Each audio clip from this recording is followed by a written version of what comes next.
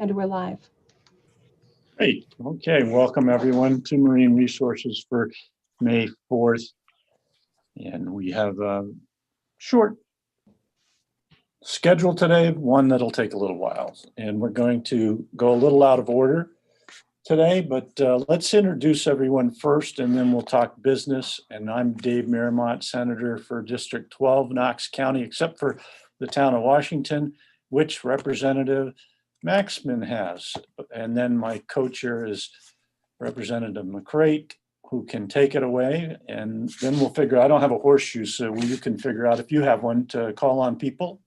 Thank you very much. Sure.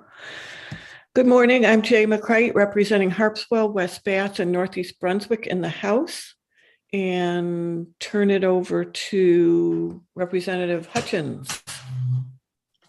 Good morning. I'm Sherm Hutchins. I represent District 131, communities of Penobscot, Alland, Dedham, Otis, Verona Island, Prospect, and Stockton Springs. Thank you. And Representative Hepler. Good morning. I'm Allison Hepler. I represent House District 53, which includes the towns of Aroustic, Georgetown, Pittsburgh, Woolwich, which is where I live, Dresden, and a small part of Richmond. Thank you. And Representative Alley. Yes, good morning, Senator. Yes, McCrate. This is Robert Alley down in Jonesport Beals area.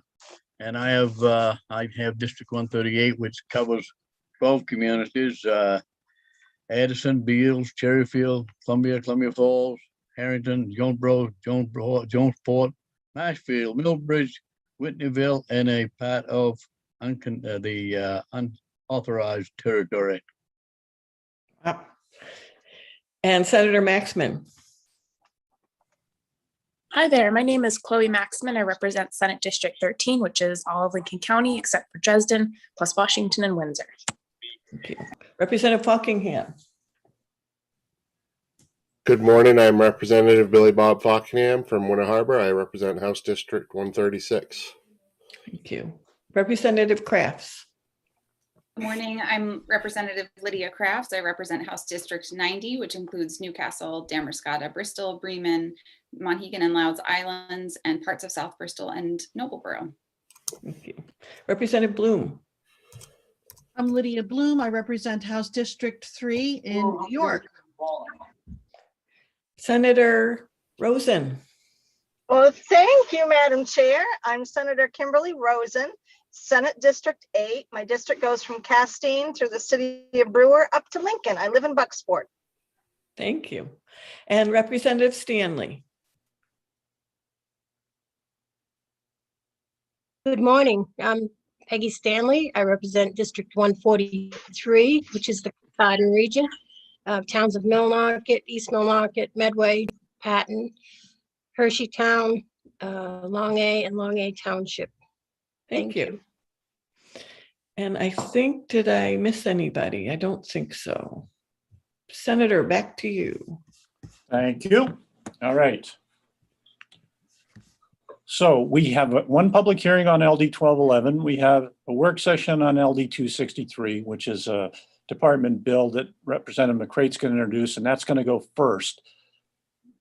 For various reasons, the next two items on the agenda, LD 391 and the discussion, are kind of wrapped into something that I'm going to tell you about right now. And then we introduce Linda LaCroix, our clerk, who is behind the scenes. There she is. She's down by the ocean today, doing a wonderful job with technology. And Lynn Caswell, our analyst, who's shuffles paper and makes sure it fits into law. So welcome to you guys. Thanks for being back there and keeping us honest, or at least minimizing our mistakes, which we make some. So for now, let's jump into the part of this discussion about LD 28 and LD 391. 391 is an extra bill we're keeping if we ran into an issue that we hadn't thought about and needed a vehicle to get it through the legislature. And the only issue we have is that because of the maneuvering to shut down the legislature to get the budget out, that affected our ability to automatically report out a bill for LD 28 from last year. That was part of our authority, but it seems that the maneuvering has affected things mostly negatively, except for the one thing they wanted to get away with, and they did. So here we are, and we have no bill. So we are going to use 391, LD 391, which is already on the calendar today, to report out a bill for the response to LD 28 from last time, which we already had a public hearing on, and we got all the info, and it stimulated Representative Fockingham to pull something together, because he sees how this has been for people on wait lists and all that. And with several other people, worked out a wonderful compromise. So that is going to go into LD 391, and I'll let him brief you on that. And then what I'd like to do is Thursday, have a public hearing. Representative McCrate and I thought that was a great idea. We'll have a public hearing Thursday, this Thursday. And so I'm emphasizing that because I need at least 7 people to have a quorum to both open the meeting and to vote. We all have a lot of meetings. I have 3 Thursdays, so we'll be in and out. It's just the way it's going to be, but we'll make sure we vote on it. And you'll hear the language right now from Representative Fockingham or Lynn or whoever's presenting it. But anyway, you're going to hear it. And then just think about it, make notes if you need to.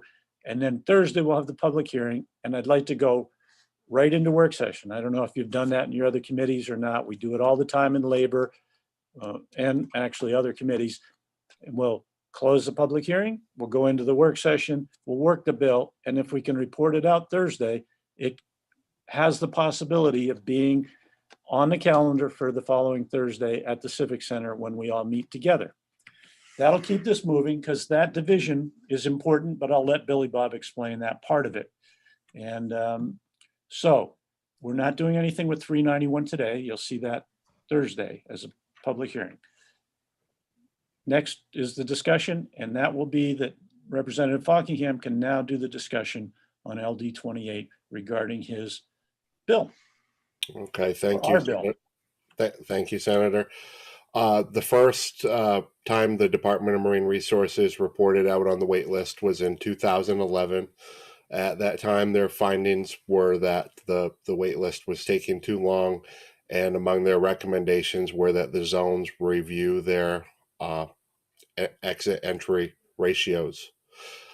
That was over 10 years ago now, and there are still some zones that have not corrected that problem.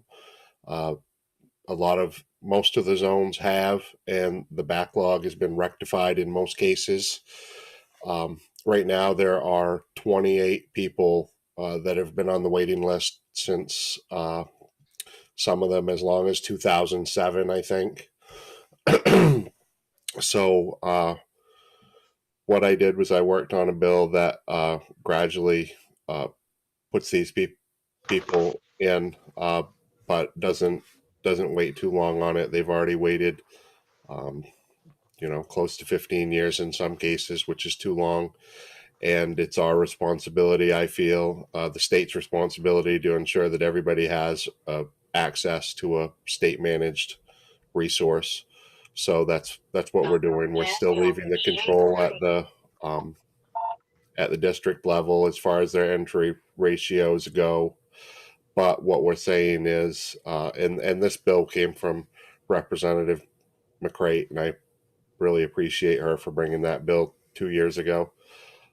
It just says that if people have waited 10 years, that's the point where they get their license. They won't be held out of the fishery beyond 10 years. So if this bill passes the legislature, the half of the people on the waiting list will get their license then.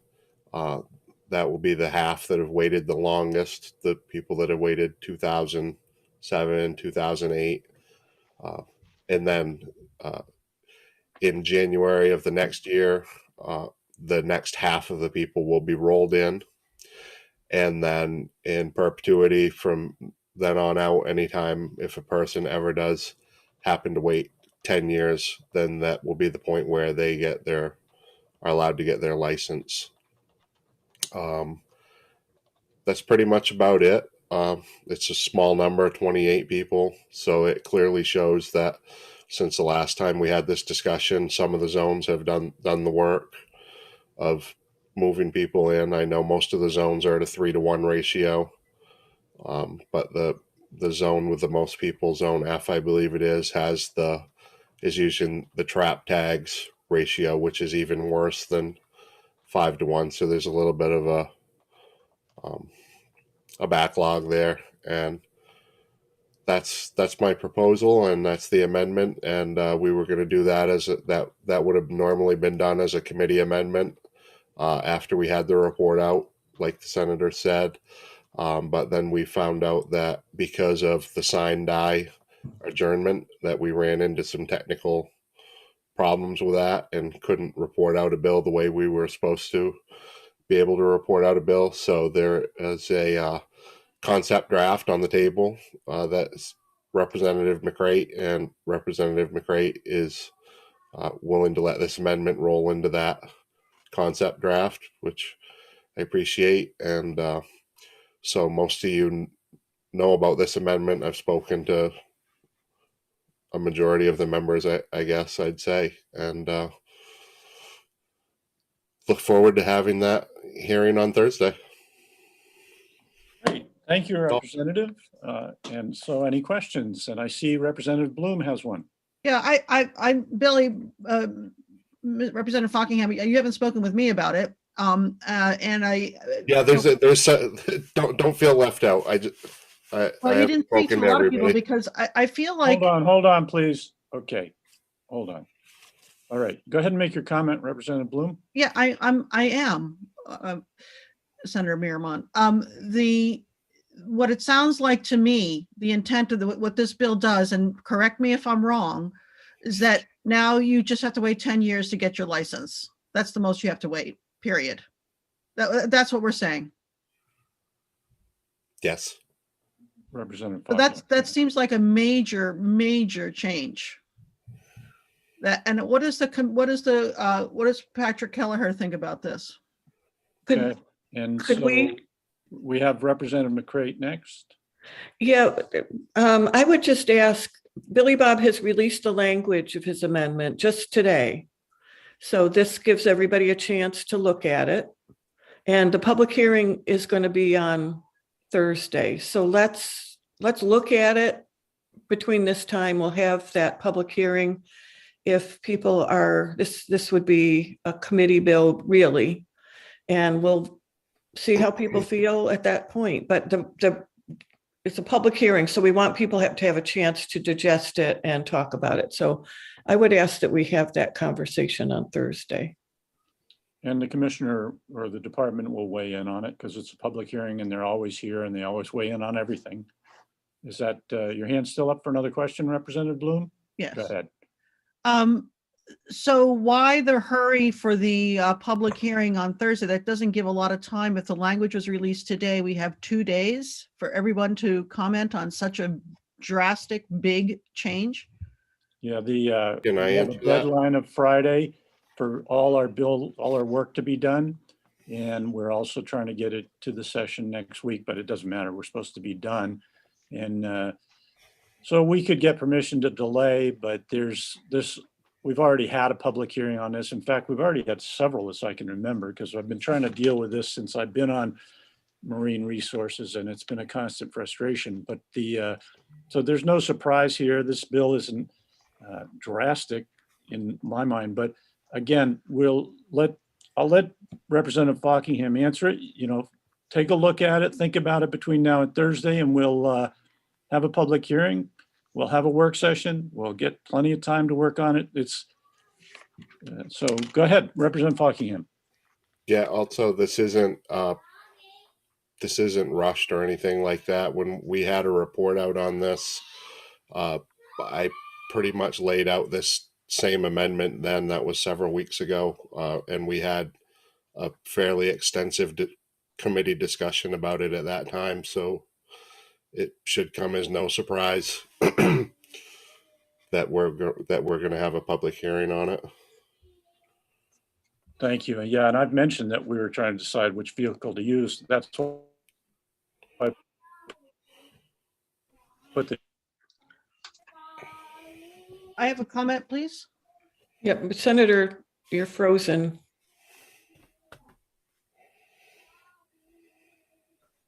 Well, while he's coming back, Representative Bloom. Yes, I apologize if I wasn't there for that discussion. I was under the impression that we were going to throw around ideas about solving this problem, that it was going to be like, we're going to have ideas. So it sounds like, and so did we have a big discussion where we had other ideas and I missed that? We had a discussion, yes, and several ideas were talked about. Bill, this is not, I would say this is an unusual process. Somebody has come up with an amendment that will be presented for public hearing for that discussion. And people can certainly bring up other ideas then. So you want to wait until the public hearing to bring up other ideas in committee? Yeah, I think we'll respond to So the we amendment. have decided that this is the bill that we're going to present from a committee standpoint when I had nothing to do with it. So I just want to understand that. No, not until that's why we're having the public hearing and the discussion. Nothing's, Billy, Representative Buckingham has presented this amendment, which we all have the right to do. And others can present others if they choose to, but we'll discuss this and go from there. Thank you. Okay. Yeah. Senator, sorry, you were frozen for a minute. yeah, I thought it was everyone else. No, but it's our wonderful internet at the State House. So here we are. I come up here to get better internet than Spectrum, which is just horrible. Pay for 100 down, 25 up, and get 3 down, 2 up. So I forgot I'm not on energy anymore. That's what I used to say every day about some of those companies. But here we are in Marine having something introduced, something we've talked about, a public hearing on Thursday, the common practice of going into a work session. Everybody gets comment. The public gets to comment. We get to discuss it. We get to decide what we report out. So be prepared. And if you have more questions, call or text or email Representative Buckingham if something's unclear. And I'll let Representative Hepler has one question, it sounds like. Thank you, Mr. Chair. I appreciate Representative Buckingham working on this and doing some thinking about it because there's, at least there's some kind of orderly thing we can address. So has that been sent out? Has that been emailed? Okay, but it will. Representative Hepler, the decision to send it out occurred at 9:01. So I will be sending it out to you probably when you're in the public hearing, and I am not taking notes so soon. Okay, so that takes care of those two on the calendar. And now we're going to move to the, when I find our committee, there we go. We will move to LD 263, but to do that, we have to go into the official part. And I believe I have some scripts here to look at. Work session script. Hang in there for a second.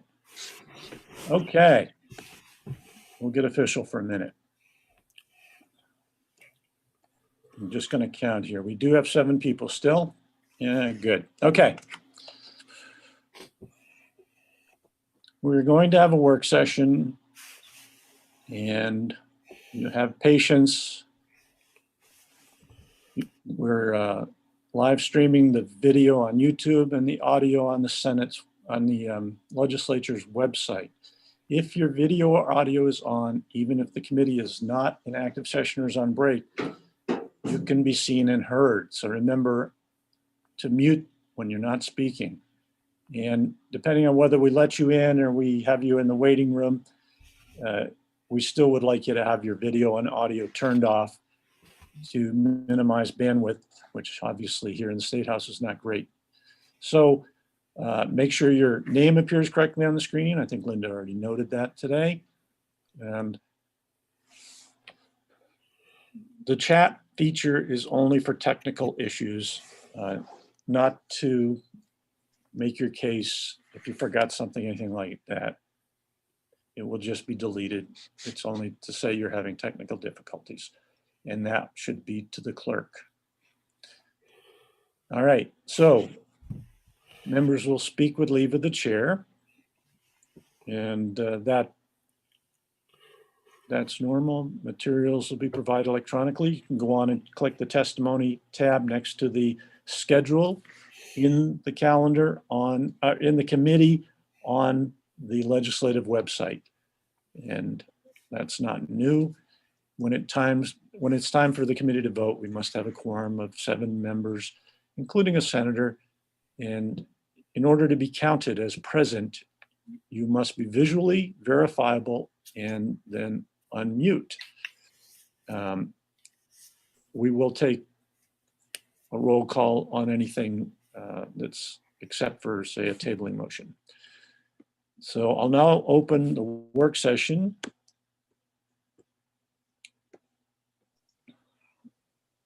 One computer today, I've got a tab all over the place. Hold on. On LD,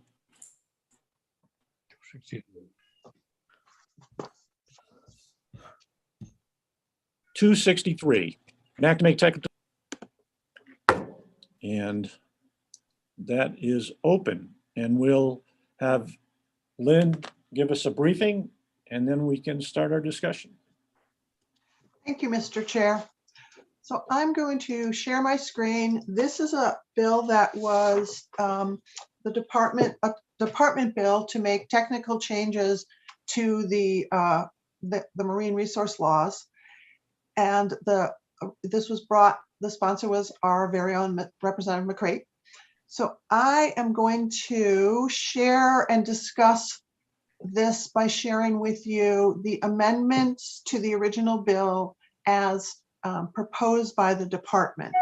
So a new amendment that the department has requested to the original bill is to add language into this section of law that clarifies that if a aquaculture lease is held only for scientific research purposes,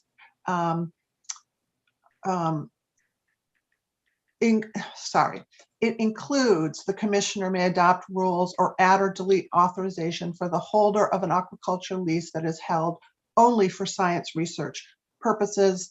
And this section was in the LD 106, which you considered earlier this session. And the committee voted to remove this same provision, but it did not have this language that specifies it's only for scientific research purposes.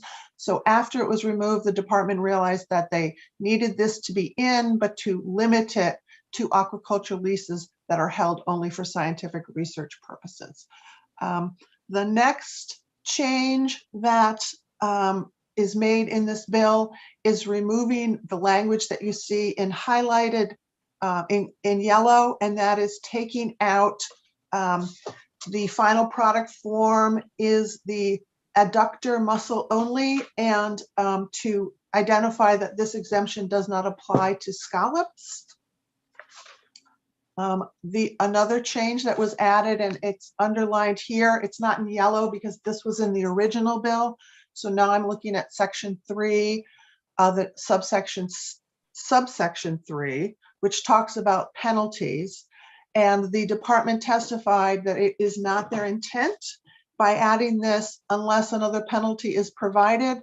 Their intent is that another penalty would be provided in statute.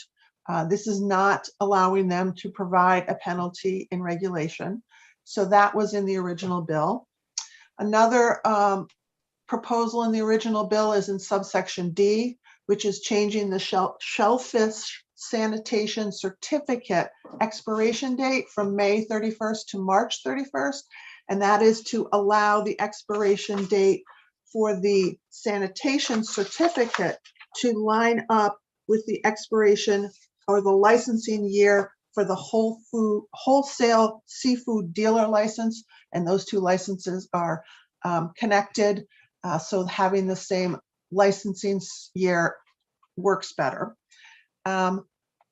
The department, again, in subsection 2, has asked that an amendment be made, and this specifically allows Marine Patrol to issue a ticket under statute versus issuing a ticket under regulation.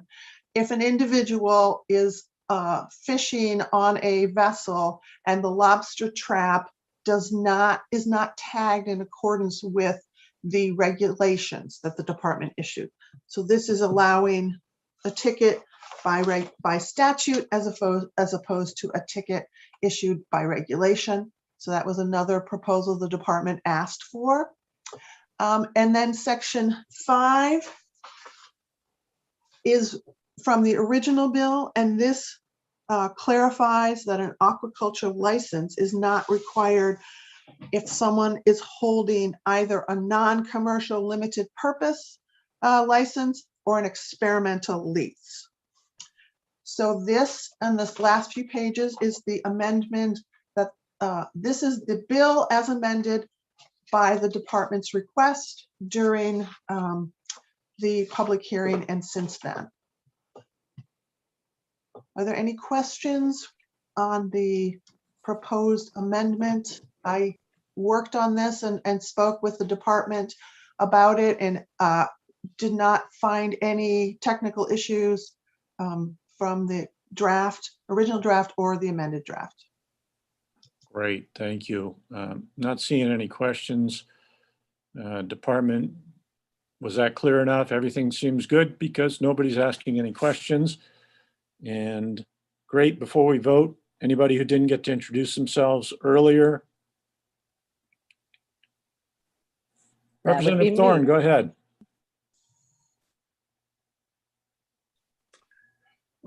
Thank you, Mr. Chair. My name is Jim Thorne. I represent District 103, which is Carmel, Herman, and Etna up in beautiful Penobscot County. Thank you. Thank you. And Representative McDonald.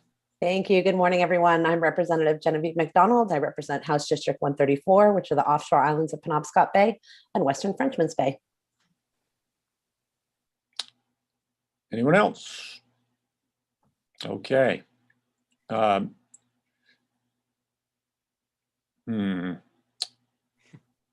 right, let's move ahead. Senator Rosen, unless we're going to vote, could you turn off your video, please?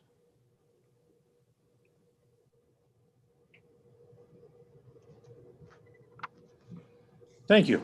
Okay. Where am I? Okay, we're ready for a vote. Linda, you ready? Yes, I am. Okay. Yes, Lynn. Has there been a motion and a second? Actually, no. You need a motion and a second before you can vote. Just Details, a minor details. technicality. So, anybody like to make a motion? Okay, Representative Thorne. Yes, thank you, Mr. Chair. I vote ought to pass. Thank you. We did have an amendment. Yep, always, always an amendment. Okay. Second that. Representative Alley has seconded that. Okay, now we're ready to vote again. Now I'm ready, yes. Thank you. Starting with you, Senator Miramont, Yay. Representative McCreight, Yes. Senator Maxman, Yes. Senator Rosen, Yes. Representative Alley, Yes. Representative Falkingham. Did he leave? No, Sorry, he's yes. muted. Aye. Representative Bloom, Yes. Representative Hepler, Yes. Representative McDonald, Yes. Representative Crafts, Yes. Representative Hutchins, Yes, Representative Stanley, Yes. and Representative Thorne. Yay. Unanimous 13 in favor. All right, great. So that motion passes, and let's see what tab we're on here. LD 263 is passed on its way to our full session. And Lynn, are you going to come back with any language review or anything, or we're done with that one? Send it on. Yeah, we I must be will. having like 99% of our work done, minus that one bill we're talking about. One other little detail. You're an amazing committee. I think the others are down in the 30s or something like that, or 20s or zeros. But all right. So let's see. Here we are. We're going to actually close the work session on LD 263, and I'm going to move to the public hearing on LD 1211. That's now open, and everything I read before about the meetings and such applies. You will be given, because we have quite a few people, we're going to do timing. 3-minute timing. And I'll call it out for now unless somebody else wants to.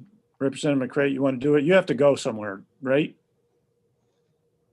Not right away. I'm good for now.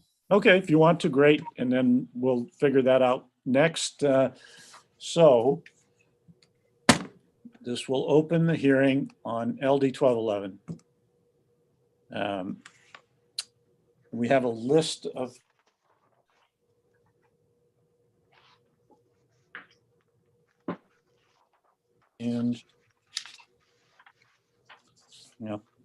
we're going to start with those in favor, those opposed, and then neither for nor against. And we might mix it up a little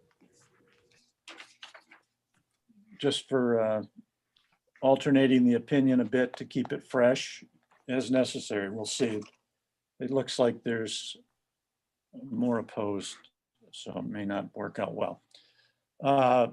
Senator, 3 minutes is what we're saying? Yes. Okay, thank you. But don't feel like you have to use it all. Remember that with this many people talking, all the perspectives are going to be aired.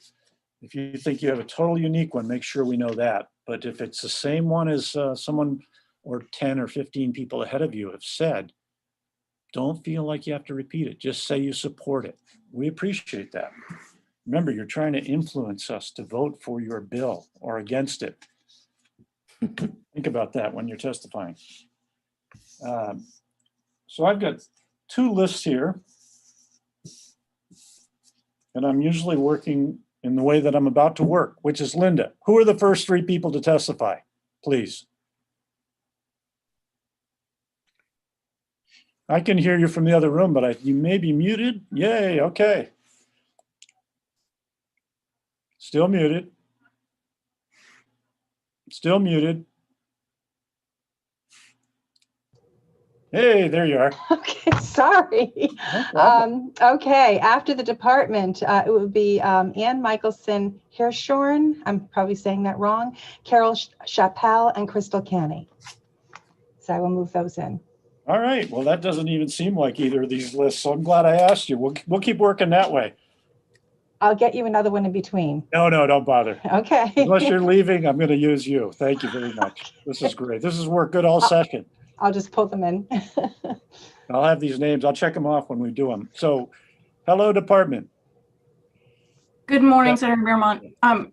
Is the sponsor not presenting the bill first? Well, that was the other thing. Geez, I'm falling apart at the end here. Okay, Representative Williams left the Civic Center the other day, fell and broke her arm, and got dehydrated and ended up in the hospital. She's there till tomorrow. And I sent her our best wishes and wished her well. I also am giving her an opportunity to present her testimony at the work session as the first thing we do when we work the bill. But I didn't want to put everybody who had signed up to testify off till then, and they've made plans, and here you all are. So we're going to hear testimony on her bill. And by introduction, you can look at the bill, but it's LD 1211. And it's resolved to create the study group to research balancing development and conservation in Maine's coastal waters and submerged lands. So that's all we need to know while folks start testifying. Representative Williams will have a great story about why this is important to her and our communities and stuff. That'll keep us fresh next week or whenever we have the public hearing. The work session. So that is the introduction. And we will now go into testimony after Representative Fockingham says what he would like to say.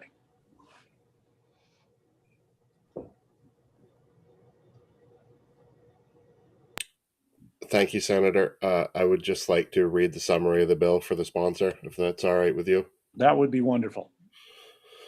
Good morning, Senator Miramont, Representative McCrate, and my fellow members on the Marine Resources Committee. I am Billy Bob Fockingham, and I am here to present this bill for Representative Lynn Williams. This is LD 1211. Resolved to create the study group to research balancing development and conservation in Maine's coastal waters and submerged lands. This resolve establishes the study group to research balancing development and conservation in Maine's coastal waters and submerged lands to address current system deficiencies in the regulation of the state's coastal waters and submerged lands. Thank you. Thank you for that. That's a great idea. So, okay. All right, Linda, what was that order again? Ann Michelson Hirschhorn, Carol Chappell, and Crystal Canny. Okay. Ms. Hirschhorn, unless that's a hyphen, Michelson Hirschhorn, you're up. Thank you. Either one is fine. Good morning, Senator Miramont, Representative McCray, honorable members of the Joint Standing Committee. I am Ann Hirschhorn. My family has owned a home in Hancock for over 80 years through 4 generations. I am a member of Friends of Frenchman's Bay, whose mission is the protection and preservation of the bay. Over the past 4 years, we have followed cases involving the coastal waters and submerged lands. Equitable resolution of the inevitable conflict between development and conservation is difficult to achieve. 4 of us met weekly from spring through fall of 2020. We researched cases, reviewed current laws, received expert legal research from the National Sea Grant Law Center. We spoke with and learned from representatives of all stakeholders. We concluded that when people plan for development or set about to protect our natural resources, the inevitable conflicts are in need of a forum and process for resolution, which is neither pro or anti-development, nor pro or anti-environment. This has been achieved for the coastal land zone with the Mandatory Shoreline Zoning Act of 1971, which declares that development must not be uncontrolled, inappropriate, or dangerous. No such legislation exists for the coastal waters and submerged lands. Maine's coastline is diverse and complex. Maine is a home rule state. Many who live and work around bays are disenfranchised. We felt we were not ready to propose definitive legislation. We needed an in-depth discussion between those who have developed and administered the laws and those who've lived and worked within their constraints. The proposed study group would review pertinent laws, analyze where and why the current system fails, determine whether usage planning needs to occur for the coastal waters, and if so, what kind of system needs to be set up. Such a study, emphasizing the need for regional involvement, was recommended in 2007, but never done. In light of the current exponentially increasing demands for use of coastal waters, LD 1211 presents an opportunity to establish local regional input in this home rule state that is mandated to protect its natural resources. Hopefully, it will create a regional forum and process which would be complementary to, but not duplicative of, processes in the current regulatory system. Madam Chair. Thank you, Ms. Hirschhorn. Are there any questions for Ms. Hirschhorn from the committee? Seeing none, thanks for being here. It just occurred to me that Ms. Gilbert from the department may have more to say about the bill than just, I forgot to introduce the sponsor. Is that true? The department does have testimony, but you can take us in whatever order is appropriate, is fine. No, go ahead. I have you on the list as first. I just checked it off when I was first talking to you and then didn't come back to you. Sorry about that. Sure. Thank you, Senator Miramont, Representative McCreight, and members of the Joint Standing Committee on Marine Resources. I am Deirdre Gilbert. I'm the Director of State Marine Policy for DMR, and I'm testifying on behalf of the department in opposition to LD 1211. The department was originally contacted this past summer by the folks who were interested in the potential for legislation creating locally elected regional commissions to participate in all coastal leasing and licensing processes. And at that time, we asked a number of questions and expressed a number of concerns about the rationale for what we saw as a reinvention of coastal governance in this manner. The legislation has since evolved to a resolve, which creates a 25-person study group tasked with 8 duties on which they must report by December 1, 2021. The department's questions regarding the impetus for undertaking this sort of effort still remain. Within the legislation, the study group is tasked with researching and reviewing case histories of failures of current coastal waters and submerged land management system of the system itself. In our opinion, those failures should be clear and identified prior to the undertaking of such an effort to determine if this study group is a necessary use of time and resources. Without a problem articulated, it is not clear whether any of the issues that may be identified could be addressed by minor modifications to existing permitting processes rather than the wholesale reinvention of coastal governance, as the legislation seems to contemplate with its focus on regional coastal commissions. Since the legislation has been made public, there's been some press that indicated that this effort is a mechanism to address specific aquaculture proposals, such as American Aquafarms and Acadian Aquafarms, as well as cruise ships in Frenchman's Bay. However, there are no representatives of the aquaculture industry included in the study group membership, and neither are there any representatives of the state agencies involved in licensing or permitting of any coastal projects. A member of DMR's coastal program is included, but as you are aware, the coastal program does not have any permitting or licensing authority. In conclusion, we feel there's a great deal more work that could be done by proponents to better articulate what the problem that needs to be addressed is. That a study group is needed.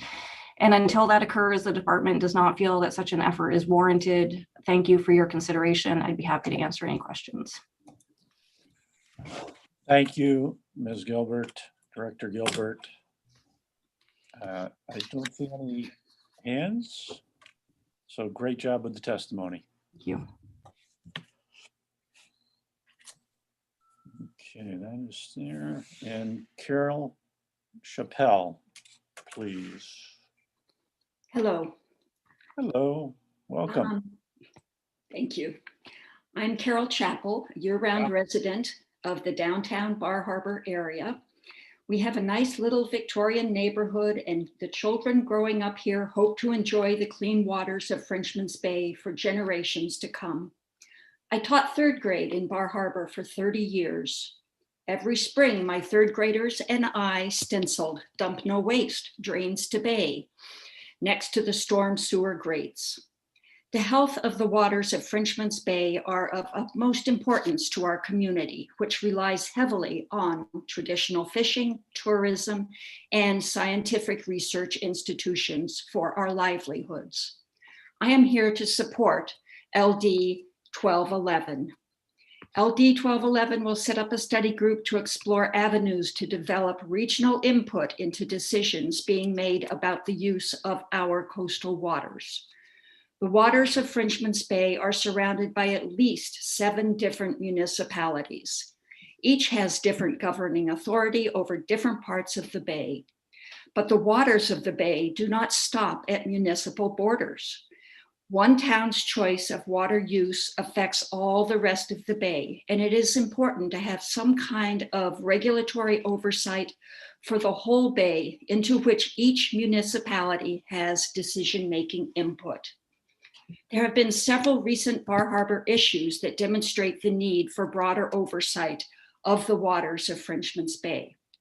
Currently, there is a proposal to build an industrial-scale salmon farm on the bay. One set of 15 pens could be placed next to Bald Rock, owned by Bar Harbor Village Improvement Society. A second could be set next to the Long Porcupine Island, which is owned by Acadia National Park. The pens are in close proximity to Bar Harbor and Acadia National Park, but it is the town of Goldsboro that has jurisdiction over these waters, and therefore Bar Harbor and the park have no official input into the potential licensing of this site. There was a similar situation back in 2017. There was a plan put forth in Bar Harbor to build a berthing pier for cruise ships. It was felt by some folks that having a port authority would help expedite this process. This Port Authority legislation would have opened the full Bar Harbor coastline, not only to cruise ship berthing piers, but also to commercial shipping. Many folks around the bay felt this was an inappropriate use of the waters that support traditional fishing and tourism activities. But it was the town of Bar Harbor that would ultimately have had the power to vote on the proposal had the governor not vetoed the legislation. I strongly support LD 1211 because it sets up a group of stakeholders who will explore options to help the communities adjacent to a body of coastal waters have input as to how these waters will be regulated and protected. Thank you. Thank you, Ms. Chappell. Are there any questions from the committee? Seeing no hands, thanks for being with us today. And next we have Crystal Canny. And I know I owe you a return phone call. I didn't mean for that to happen. Oh, Senator, that's perfectly fine. Representative Williams had asked me to reach out to you, and I just wanted to make sure you knew about her hospitalization. That's all. So thank you. Thank you. Okay, I guess the clock starts now. Senator Miramont, Representative McCrate, and members of the Marine Resources Committee. My name is Crystal Canny. I am the Executive Director of Protect Maine's Fishing Heritage Foundation. Protect Maine is supporting LD 1211, a resolve to create the study group to research balancing development and conservation in Maine's coastal waters and submerged lands. We are an organization that supports lobstermen, fishermen, recreationalists, small aquaculturists, and others concerned about the future of the Maine coast. As I've stated before, we've attended over 50 aquaculture hearings, and at the forefront of our organization's goal, we are to work towards the best solution for the Maine coast and reduce conflict with everyone being represented at the table. Develop a comprehensive plan that is well thought out for the entire coast of Maine and all of its stakeholders. Protect Maine is pro-planning and collaboration. We believe that it is best achieved by talking with all stakeholders and revising outdated rules and regulations that have not been studied by state leadership in more than 17 years. Turning more specifically to LD 1211, it's a resolve to look at balanced development in state waters along the coast. You're going to hear that there was a similar bill under the Baldacci administration to look at the ocean. I remember that quite well, as I worked for the governor during those years. What is also amazing to me is the audacity of anyone suggesting that we shouldn't take another look after this amount of passage in time. Would you apply the same thinking to something that was done in 2004, 17 years ago, to the state budget, to COVID-19, to health and human services? No, they all deserve another look, but for some reason, the coast of Maine is untouchable. Why is there so much pressure to not take a look at the future? Our organization suggests that the only way to really protect the working waterfront and not put some more money into the pockets of lobbyists, and I mean all of the working waterfront, from small aquaculturists to clammers to lobstermen and women, is to do this work. I thank you for your time, and I'm happy to take any questions. Thank you, Ms. Canny. Let's see. Ms. Actually. Yeah, so great job, good timing, and thanks for being here again. Okay, next we will hear from Trey Angera, Holly Fauble, Kathleen Rybars, then Kathleen, I'm gonna mess this one up, Wangus, and Geraldine Bowers. That's the order as I know it. So we'll go next to Trey Angera. Hey, Welcome. good morning. Good morning, and thank you for the opportunity to comment on LD 1211. My name is Trey Angera. I'm the Executive Director of the Maine Seaweed Exchange. We're a 501c3 nonprofit committed to education and advocacy for the farm seaweed industry. We've trained hundreds of seaweed farmers and prospective farmers from around the world. I am also the General Counsel to Springtide Seaweed, the largest fully integrated organic seaweed farming operation in the United States, and we're based in Gouldsboro. I'm here to express our support for this bill. Many of my colleagues in the aquaculture industry have expressed their opposition to this bill. They claim that this bill will make it harder to do business and will undermine DMR's efforts to do its job. After much research and consideration, I cannot agree with these objections. In Maine and throughout many parts of the world, there's increasing opposition to aquaculture. This opposition has been a primary driver of the growth of land-based aquaculture, such as the proposed salmon farms here in Belfast and Bucksport. The basis of this opposition was recently summed up in a study by Dr. Susie Billing of the Scottish Association of Marine Science.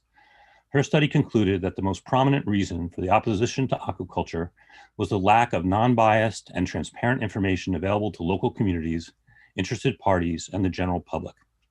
That is to say that there's a lack of social license to operate. When the social license to operate exists, aquaculture has the broad acceptance of society to conduct its activities. The goal is that there be a sense of legitimacy, credibility, and trust that flows from the community to the aquaculture industry. In my experience, this is not the case here in Maine. The DMR is tasked with the unenviable job of regulating several conflicting areas. I call them the 4 Fs: fishing, farming, factories, and food safety. The inherent conflict between some of these areas is obvious. DMR balances its obligations as best it can. However, its conflicting missions make it a virtual certainty that multiple constituencies will feel alienated or marginalized or disenfranchised. The only way to address these conflicts is to obtain the buy-in of our local communities. I would be glad to present our future aquaculture lease applications to my neighbors and community members, even if this adds a layer to the aquaculture leasing process. By so doing, I am obtaining more than an aquaculture license or lease, but the support of my community to make my business a success. In essence, the community becomes my partner. I have heard Sebastian Bell of the Maine Aquaculture Association say many times that when folks learn about what we do in aquaculture, there is broad support. And I believe this is true. Thus, the growing opposition to aquaculture suggests that we are not doing a very good job educating our communities. This bill will engage our communities, enhance local buy-in of marine uses, and create regional solutions that will increase transparency, trust, and credibility. In the long run, this bill is simply good business. I would urge, however, that the bill be amended to specifically give aquaculturists a place at the table by including them in the regional committees. I can see how this omission has raised some flags in the aquaculture community and must be rectified. I thank you for your time, and I'm glad to answer any questions. Thank you, Mr. Angera. I don't see any questions from the committee, so thanks for being here. Thank you. Next, Holly Fauble. Hi, thank you to the Marine Resources Committee. My name's Holly Fauble. I reside, vote, and pay taxes in the mid-coast town of Belfast, but I have deep family ties in towns down east from Calais to Ellsworth. Some members of my family work as lobster fishermen, some in oceanside restaurants, some in small waterfront bed and breakfasts, some dig clams and worms, some work in auxiliary businesses that are driven by waterfront recreation or directly serve the working waterfront.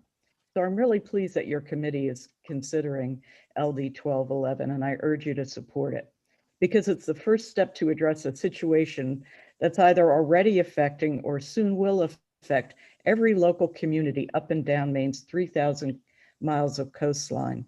And sadly, this situation is hampering local business development.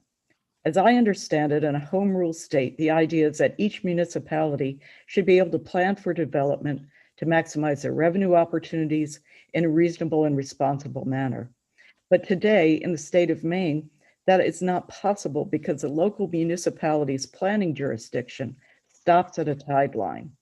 Yet the character and essence of these coastal towns are defined by their waters, whether it's a bold cliff coastline or a sheltered bay. What might work well in a coastal town like Rockport might not be appropriate for Machiasport or Jonesboro. And what might work well in Jonesboro might be highly problematic for Rockport.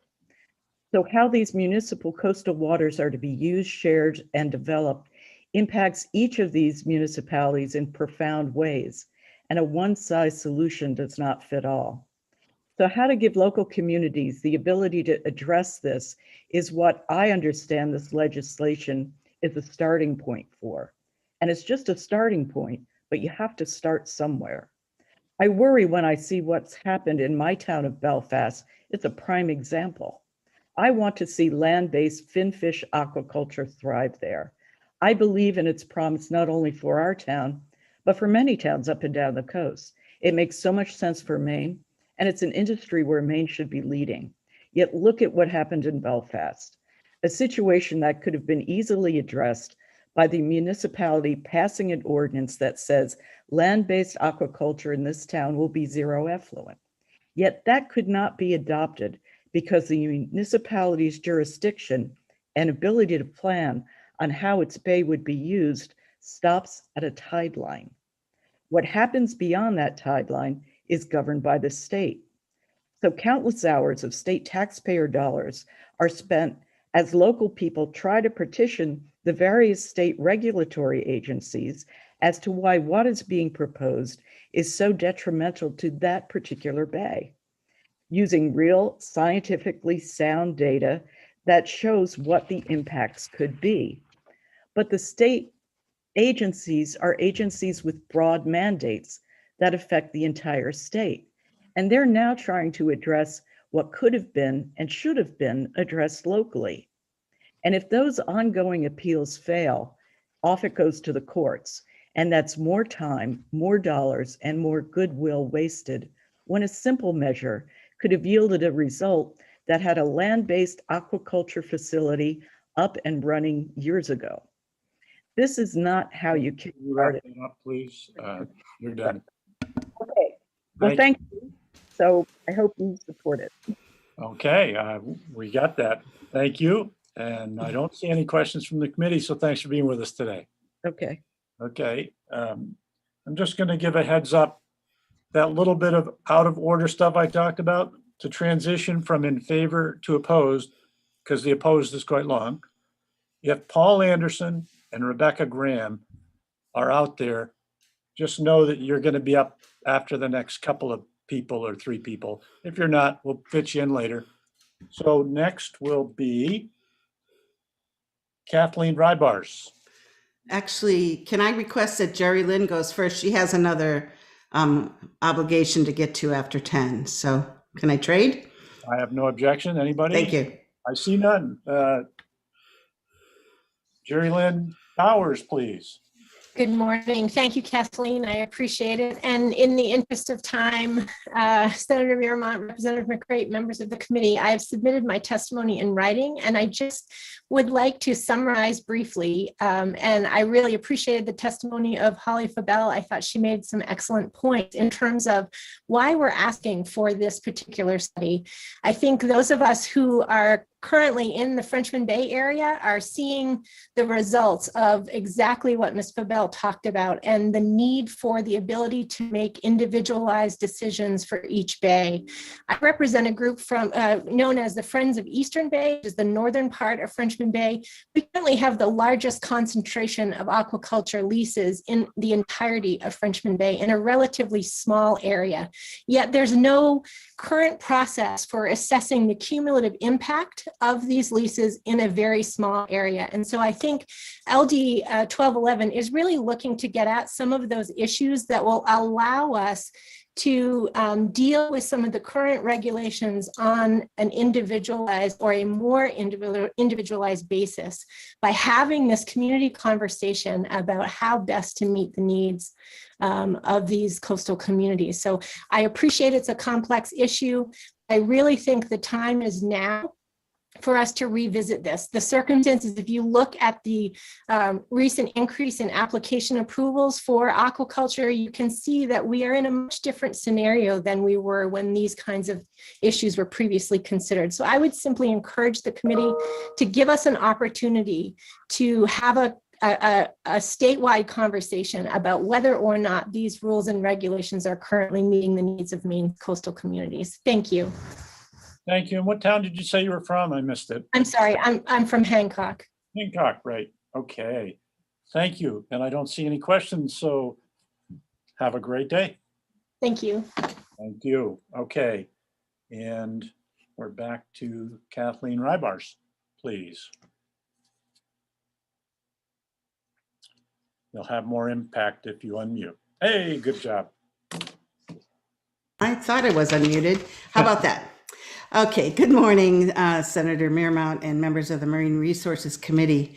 My name's Kathleen Rybars, and I came to Maine 35 years ago. After graduating from college, I accepted my first job here as a hospital pharmacist. I moved to Lemoyne 30 years ago when my family found a perfect place to live. My husband built our home, and I've been a selectman in Lemoyne now for 5 years and part of Friends of Frenchman's Bay. I'm testifying in support of LD 1211. It's meant to deal with and plan around conflict. Friends of Frenchman's Bay is a group that formed around one such conflict. You'll hear or have heard many stories about this area from our members today. The group is diverse. The common denominator is that members want to preserve the current aquaculture, fishing, and lobster industries. We want to safeguard existing businesses that depend on boating and tourism industries. And last, we want to preserve coastal areas we all enjoy. Planning will help that. LD 1211 will help that. It's about sitting around a virtual dining room table and discussing plans for the future. Just like Lemoyne just went through 3 years of discussing our newly approved comprehensive plan in town.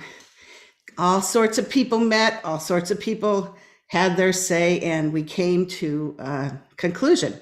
The place, municipalities, and communities in Maine that surround waterways and bays need to sit around the table and create a regional comprehensive plan about the bay, their individual bay. That plan's going to be different in every place. The past, present, and future is what a comprehensive plan is all about. This bill asks a study group to design a statewide process, which could lead maybe to a regional conversation. Each region is so unique in both the physical circumstances, the businesses, the people that live there. What Casco Bay needs will be different from Cobscook Bay or Merrymeeting Bay. In response to concerns that you may hear today from the aquaculture industry, this is not a risky proposition. It's a planning proposal. The comprehensive planning process didn't put Lemoyne at risk. It's a long process where we sat down, documented what we have, how it got where it is today, and then thought about the future. The makeup or definitions of the regional commissions is not part of this proposal for a study group. Therefore, the composition is open and undetermined. This isn't about wealthy versus working people. It's about the 3 miles of Atlantic Ocean in Maine held for the public trust. Water that flows in and out with the tides. The water is in the state control for the people of Maine, not just one industry, but everyone who lives here. Everyone is invited to have a seat at the table, all stakeholders. It's about balance and planning for the future in a meaningful way. Thank you for your time. Thank you. Great timing. I rehearsed today. Oh, good. Thanks. Any questions? I don't see any hands, so thank you for being here with us, Ms. Rybars. Welcome. We're going to go to, I'm going to let you pronounce it, Mrs. Jangest. Sorry. No, and you better unmute though. It becomes a topic of conversation whenever I'm called on or someone calls me. Yeah. Oh, well, so say it for us because you're muted before if you did. Diane Guest. Angus. Oh, cool. All right. It's a guest of Gaia, Ah, of the Earth Mother Spirit. very nice. And now it's trying to live up to it. I am Catherine Guyan Guest. Thank you very much for having this hearing on LD 1211. I speak in support of it today. I live in Lemoyne on a cove of Frenchman Bay. I'm a retired sociologist, having spent my career divided between teaching and working outside of academia in both private and public sectors. The binding themes in my work have been participatory processes for organization and community development, managing conflicts between diverse public and private interests, and ways in which public and private organizations and communities can foster a balance between development and the environment.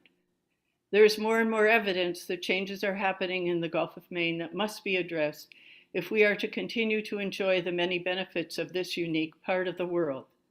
With Maine's long and varied coastline, some questions are we fulfilling our needs and responsibilities for protecting and conserving these coastal waters, while at the same time reaping the food bounties and all other offerings possible in this unique environment?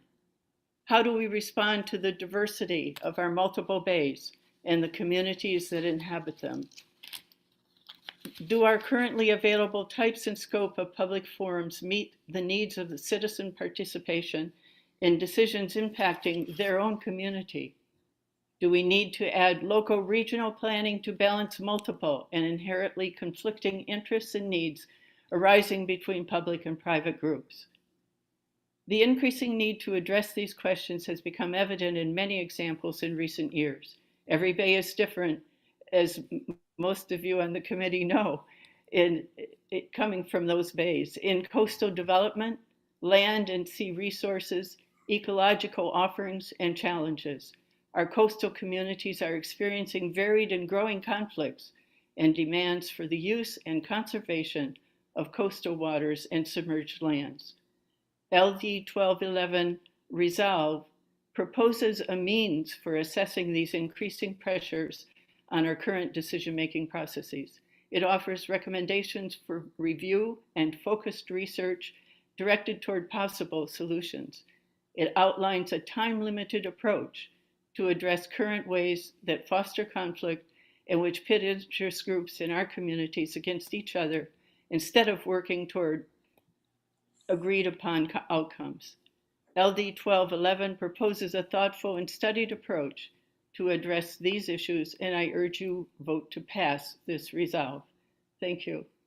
Thank you, Ms. Guyan Guest.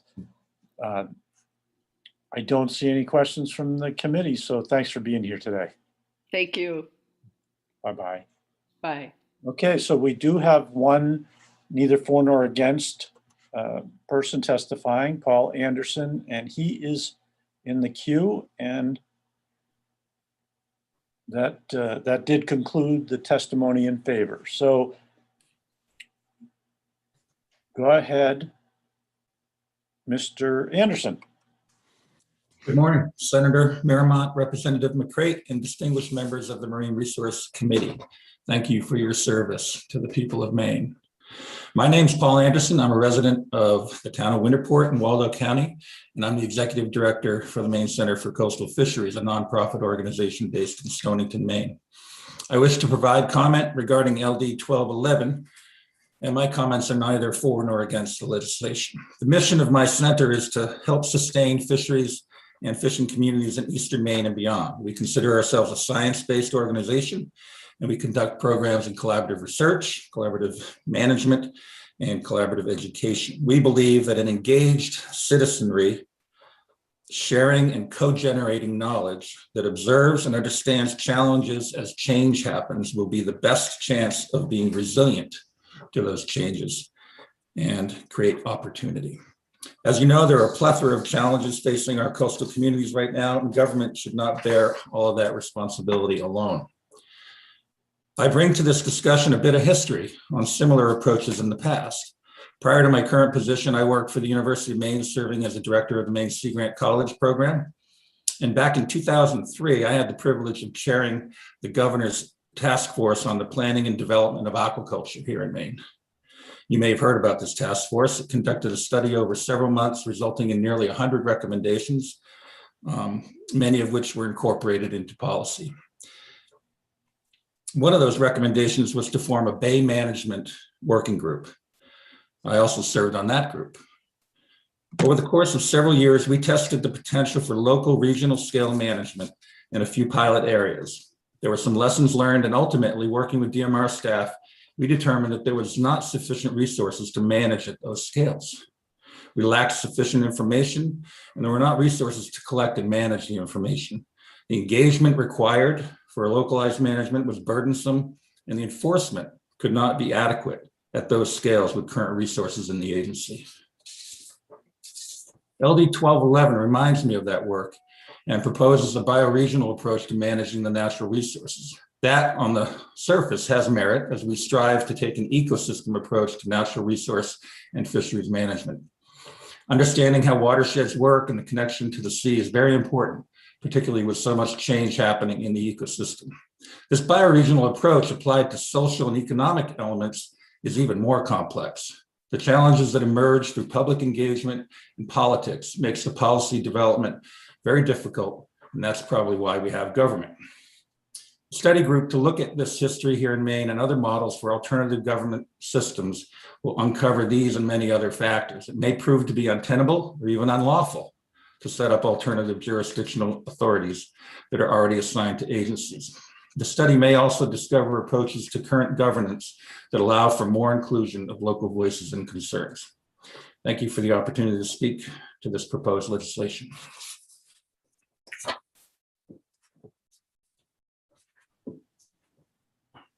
Good timing. Thank you very much, Mr. Anderson. And I do not see any questions. And I don't know, did everyone hear me? Okay, good. I keep getting that internet unstable note from my computer.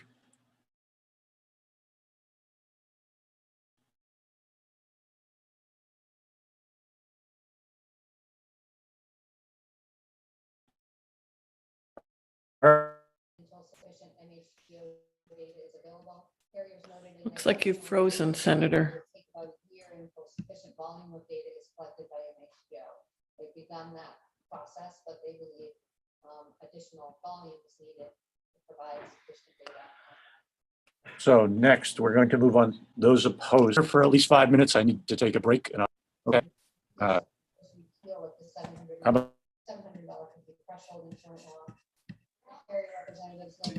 I think Senator Miramont's going to probably try to rejoin. Linda, can you? Representative McCray, Senator Miramont has asked that you take over. They just threw him out. So he's got to get back in. And can you tell me, is it? Yes, the next three that are on board to testify are Fiona DeKoning, Alex DeKoning, and Greg Lambert. Do you have the list yourself, or shall I send it again? No, that's good. Okay. Welcome, Mr. Koenig. Good morning again. Good morning again. So really double quick, I'm going to try to keep it short because again, we have submitted written testimony. Senator Miramont, Representative McCreight, honourable members of the Joint Standing Committee on Marine Resources, thank you for providing another opportunity to speak with me. My name is Fiona DeKoning. I'm the owner of Acadia Aqua Farms, live in Bar Harbor. I stand before you today to testify in strong opposition of LD 1211. The idea of regional planning has so much appeal to many people, me included. I would also want to get around a table and deal fairly with all the issues facing us as neighbours and come to an amicable and democratic solution. The problems, however, would be, as always, in the details, and with us, honestly, as people, we just don't always see eye to eye, do we? And then the emotions tend to run higher when it's us as neighbours and personal. So trying to find a good compromise to make things work well is hard. So to be standing against this bill is not me standing against my neighbours. It's just not that simple. My primary concern is for the consequences to the working waterfront businesses. LD 1211 will focus on the relative role of statewide authorities versus regional authorities that do not currently exist in Maine. The establishment of these management authorities will be a dramatic departure from the current law and add significant layers to any permitting or leasing procedure.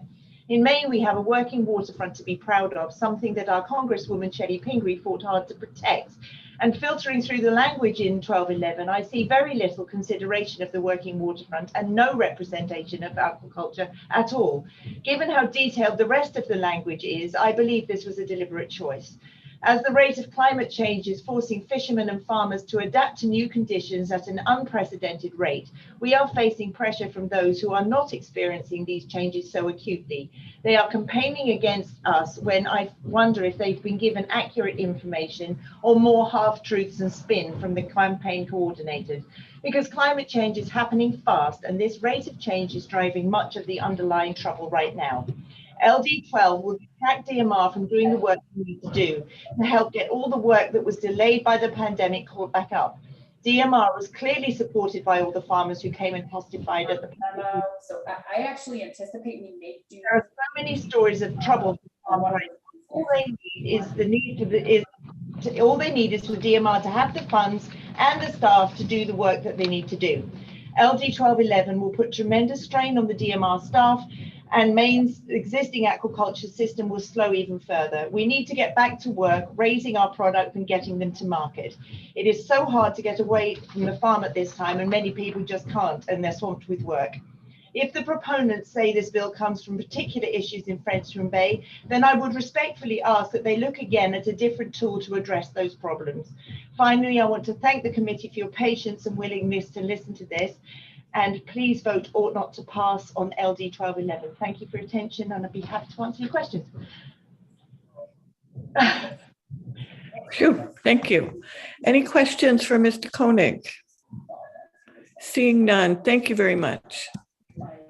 And next we have Alex de Koenig. Are you in? I saw you before.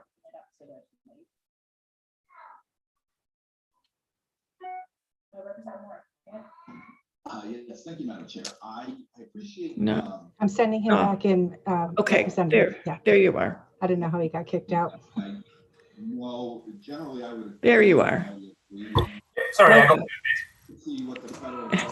all ready when you are, Mr. de Koenig. All right, Senator Merriman, Representative McCreight, and honourable members of the Joint Standing Committee on Marine Resources. Thank you for providing the opportunity to testify on LD 1211. My name is Alex de Koning. I am a graduate of Mount Desert Island High School and a UMaine engineering graduate. My family has been farming mussels since 1776, and I live and farm in Bar Harbor. Even though I have a funny accent, I did grow up here and I'm a proud US citizen. I'm testifying in a strong opposition to LD 1211, a resolve to create a study group to research balancing development and conservation in Maine's coastal waters and submerged land. You've just heard many proponents of this bill say that we need a bigger picture view and any of these issues should not be decided by one town. I agree, but what they appear to be missing is the fact that the authority lies with the state, not local towns. For the particular proposal that seems to have set this off, Gouldsboro has very little power to stop the proposed salmon farm in Frenchman Bay, but there are many avenues to prevent this bad proposal within the current regulatory framework. You'll hear from many farmers who are worried about this delaying the leasing process further. And let me give you an idea of the timeline for a scallop farm. We spent 6 months looking for a site. The next 6 months were dedicated to writing and refining the lease application. Next is a wait for 2 to 3 years to get a lease decision. A wise person uses the LPA system to learn how to farm the site in that wait time. If the lease is granted, we then have to deploy long lines and wait till October to get the spat bags in the water. From there, it'll take at least 3 years to grow the product to market size before any income is realized. So if everything goes perfectly, and I applied the day I graduated college at 22 years old, I will spend thousands of dollars and countless of hours every year, and hopefully start to get an income by the time I'm 28 or 29. Imagine what delaying this further would do for keeping young entrepreneurs in our state. In response to Ms. Bauer's testimony earlier, we are one of the farms in the Eastern Bay. All our farms are shellfish farms. This means that the cumulative impacts of farming in Eastern Bay is simply cleaner water with higher clarity, some of the best mussel sets in the state, and lower nutrient loading.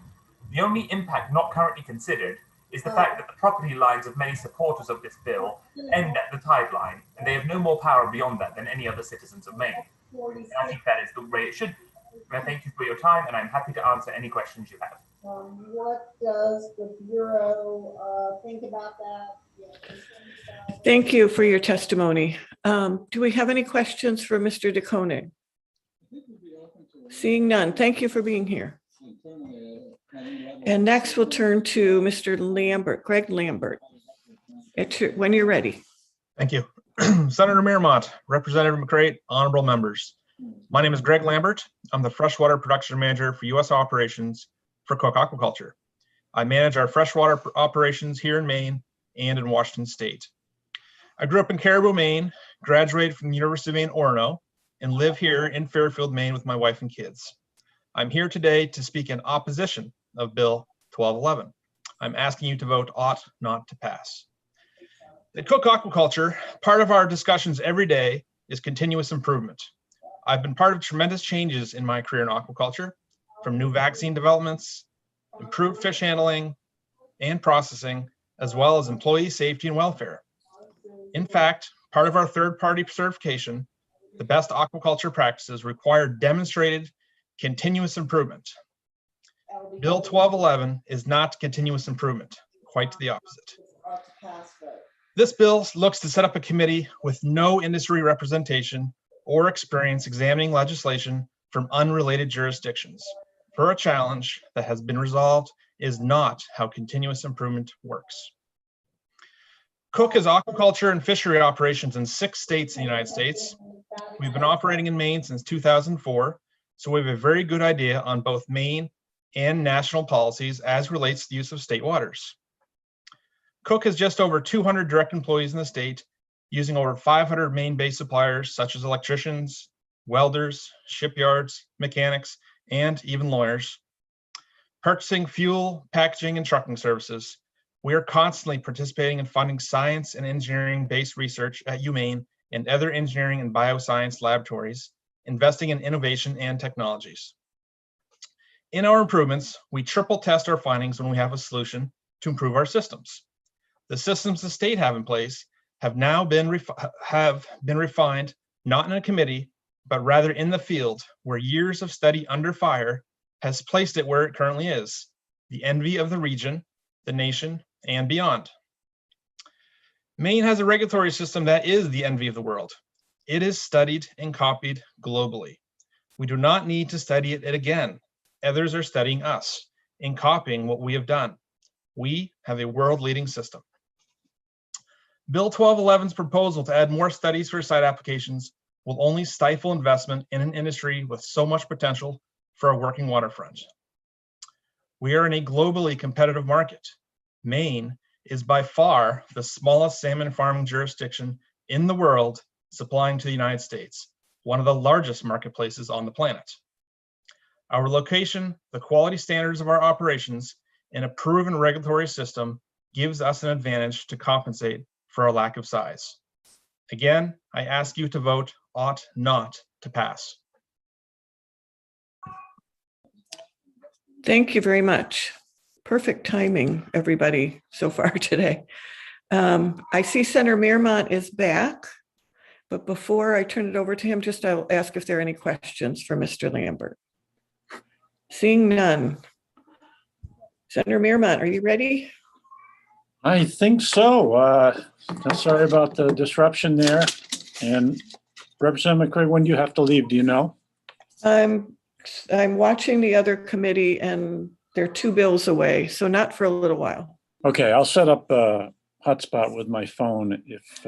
I asked Representative McDonald. She said she could do it when I have to leave.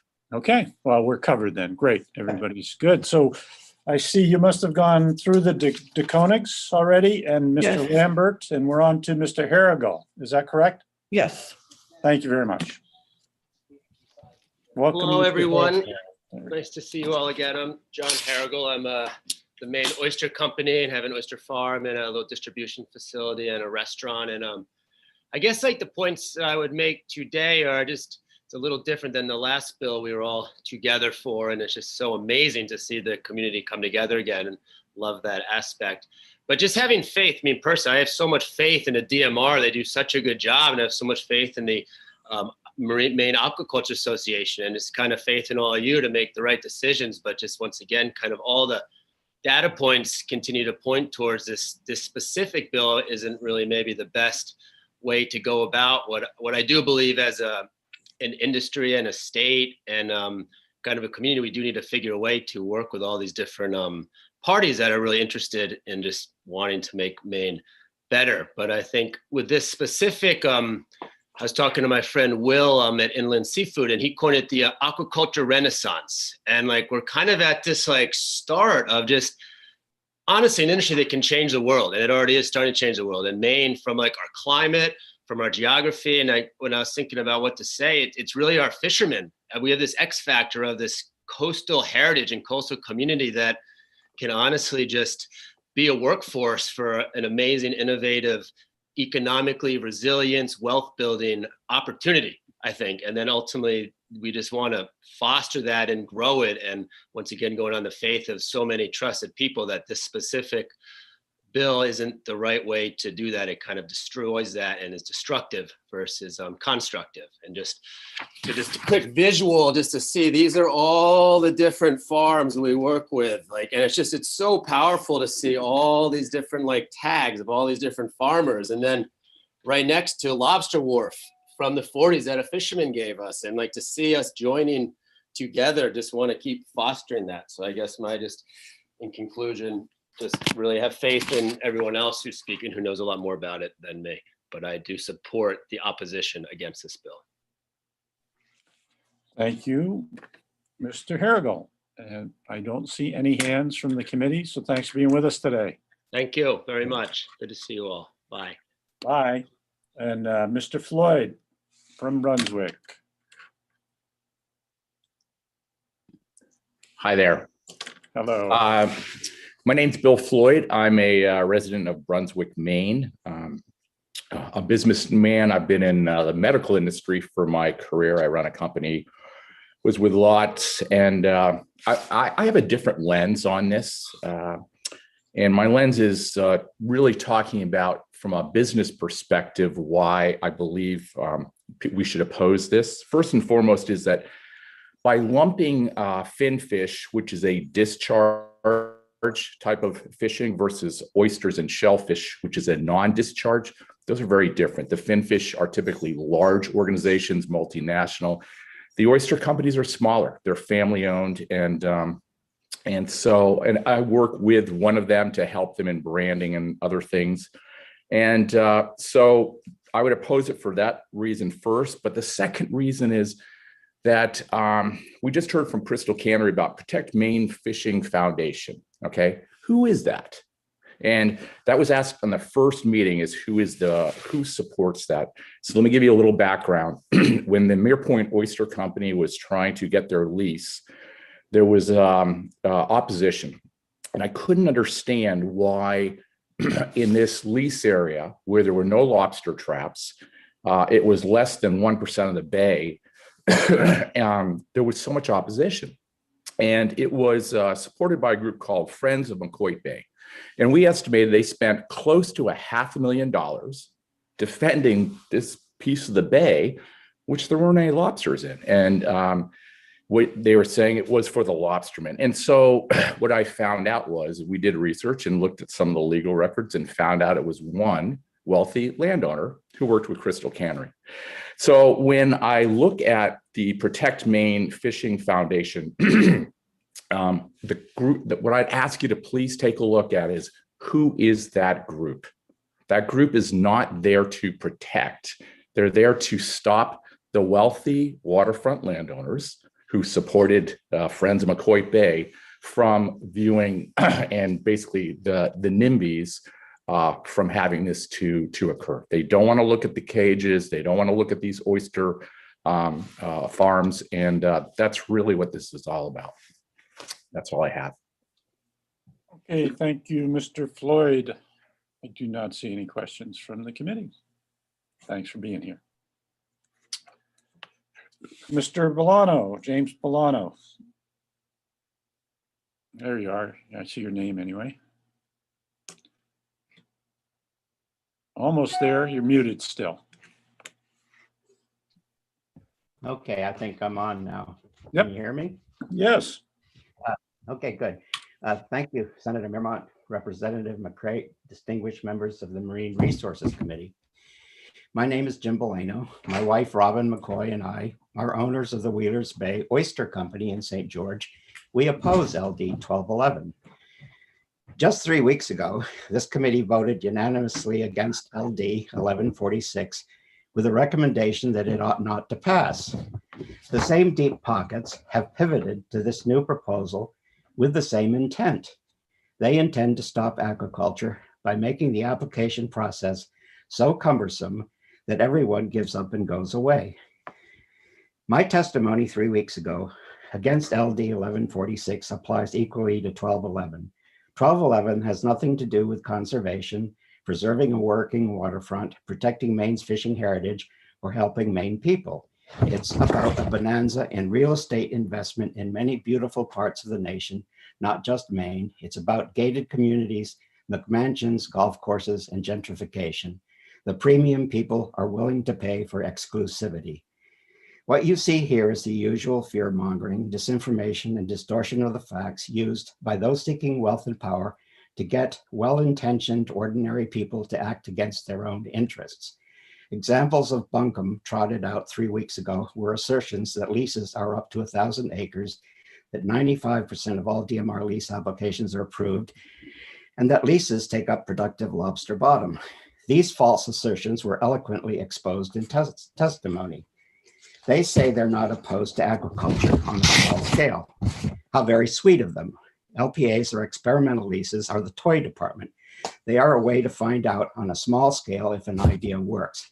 For serious projects, anything other than hobbies or mom and pop ventures, most people would want to move on to a standard lease. The DMR website reads, standard leases are bigger, up to 100 acres, and longer in duration, up to 20 years. Standard leases are issued for both bottom and suspended culture of shellfish, finfish, and/or marine algae. Standard leases can be renewed, transferred, or expanded. It is the standard lease that opponents seek to stifle. For obvious reasons, anyone serious about creating a real business with year-round jobs and benefits requires more space. The option to transfer a lease is crucial. Why would anyone create a business they can't sell or pass on to their children? Nor would a bank loan you money with this option. This application process for a standard lease is truly daunting. There is already exhaustive community input. LD 1211 would add an insurmountable extra layer. Go to the aquaculture section of DMR's website and find the diagram for the standard lease application process. There are 15 separate steps involving extensive community input, considerable expense, and several years of work. DMR, in conjunction with individual townships, has already devised the best means to examine the merits of aquaculture projects. No state has a better system than Maine's. For these reasons, I urge this committee to reject LD 1211. Thank you, Mr. Bolano. Good timing, right on the button. I don't see any questions, so thanks for being here today. Thank you. Next is Brianna Warner, then Cameron Barner, and then Van Devereaux. And so go ahead, Ms. Warner. Thank you so much, committee, for allowing us to speak today. I'm here today to testify strongly against LD 1211. I am frankly exhausted by this kind of bill and bills like it, including LD 1146, which we heartily defeated a few weeks ago. These bills are aggressive and poorly hidden attempts by wealthy landowners to protect their own real estate interests on our coast. Oyster, mussel, and seaweed and scallop growers came out in force, many of whom are fishermen who have diversified into aquaculture, against 1146 to show their commitment to supporting a resilient and diversified coast. The fact that we have to do it again today against a similar bill disguised by a different title is frustrating and sets coastal collaboration and progress back. We are a state that values our working waterfronts and the people who work on our water. We are a state that cherishes our heritage of making a living with our hands on the water. This bill threatens to undercut exactly that which we value. If this bill passes, we have, in essence, given power to the people who live here only seasonally and who value their view on the water more than the sustainable working future of Mainers. As I and many other aquaculturists and fishermen have said in testimony in the past to this committee, the rules and regulations for coastal waters currently in place are fair and help protect our coast by allowing complementary uses. Aquaculture lease applications are rigorous and the process stringent. The Department of Marine Resources applies their rules with consistency and with a focus on ensuring that aquaculture does not compete or challenge other uses on the water. What the DMR doesn't consider, however, is how rich landowners feel about their view being changed by people making a living on the water. This bill has been crafted in an effort to change that and to make sure that these seasonal landowners can block hardworking Mainers from making a living. I run a company, Atlantic Sea Farms, whose mission is laser focused on providing diversified income opportunities for fishermen through kelp farming. We work with 24 farmers throughout the coast of Maine, most of whom are lobstermen. We provide them with free seed and guaranteed purchase of every single blade of kelp that they grow. Our kelp removes carbon and nitrogen and helps mitigate ocean acidification locally. Our kelp helps fishermen diversify when they are otherwise almost completely dependent on a lobster monoculture. Instead of doing the important work of helping to amplify our positive impact along the coast today, I am here with my colleagues, again, trying to save an industry that is providing jobs and hopeful future for coastal Mainers, including fishermen across the coast. The fishermen with whom we work farmed more than 93% of all the line-grown seaweed in Maine last year. In other words, fishermen are the kelp aquaculture industry in Maine. And the two industries are not at odds with one another, as some lobbyists that you've heard today and interest groups would make you think. They are, in our case, one and the same. We don't need another study that values riparian views over jobs of Mainers. We need to support this industry. I urge you strongly to vote ought not to pass and support the Department of Marine Resources and Maine's fishing and aquaculture industry in helping us thrive instead of continue to battle rich landowners' preferences and whims. Thank you. Thank you. Good timing. Thanks for being here. Any questions? I see none from the committee, so have a great day. Okay. Mr. Cameron Barner, and then Jess Heil for now. And Mr. Devereaux will let us know when he comes back. So Cameron Barner, please. Hi. Hi. Welcome. Thank you for providing me the opportunity to speak with you this morning. My name is Cameron Barner, and I'm the co-owner of Love Point Oysters in Freeport, Maine. I'm here to testify in strong opposition to LD 1211. I oppose LD 1211, not only because there are no representatives from the aquaculture industry on the commission, and not only because it would further slow the growth of my business and those like it, but primarily because this is yet another veiled attempt to halt the growth of the nascent but promising aquaculture industry in the state of Maine. I'm an oyster farmer. Therefore, by definition, I'm a proponent of regulation that ensures the lasting health of the environment in my marine community and beyond. I even believe in using tools like marine spatial planning as a way to safely and responsibly remove barriers to growth for small businesses like mine. But this bill is none of those things. This bill has one goal in my mind, and that is to pause and ultimately dismantle the currently well-functioning aquaculture leasing process, a process that has been repeatedly improved and refined over 40 years of legislative and public discussion, a process that already requires the involvement of local municipal authorities, such as harbor masters, and in many cases, shellfish conservation commissions, and is designed to involve all stakeholders through multiple hearings and scoping sessions. It is an intensely rigorous process that can already take well over 2 years to complete. If LD 1211 passes, it will only eat up more time and resources from the already underfunded and overworked DMR staff. It will undoubtedly add years to the leasing process and ultimately force more marine businesses to shutter their doors. As I've said in testimony before, aquaculture is a very hard way to make a living, and the state and its municipalities need to be doing everything they can to bolster the growth of this industry. So I urge you, please vote ought not to pass on LD 1211. That's all. Thank you again for your attention. Thank you, Mr. Barner. Great to have you here. And nice clear testimony. No questions. See you later.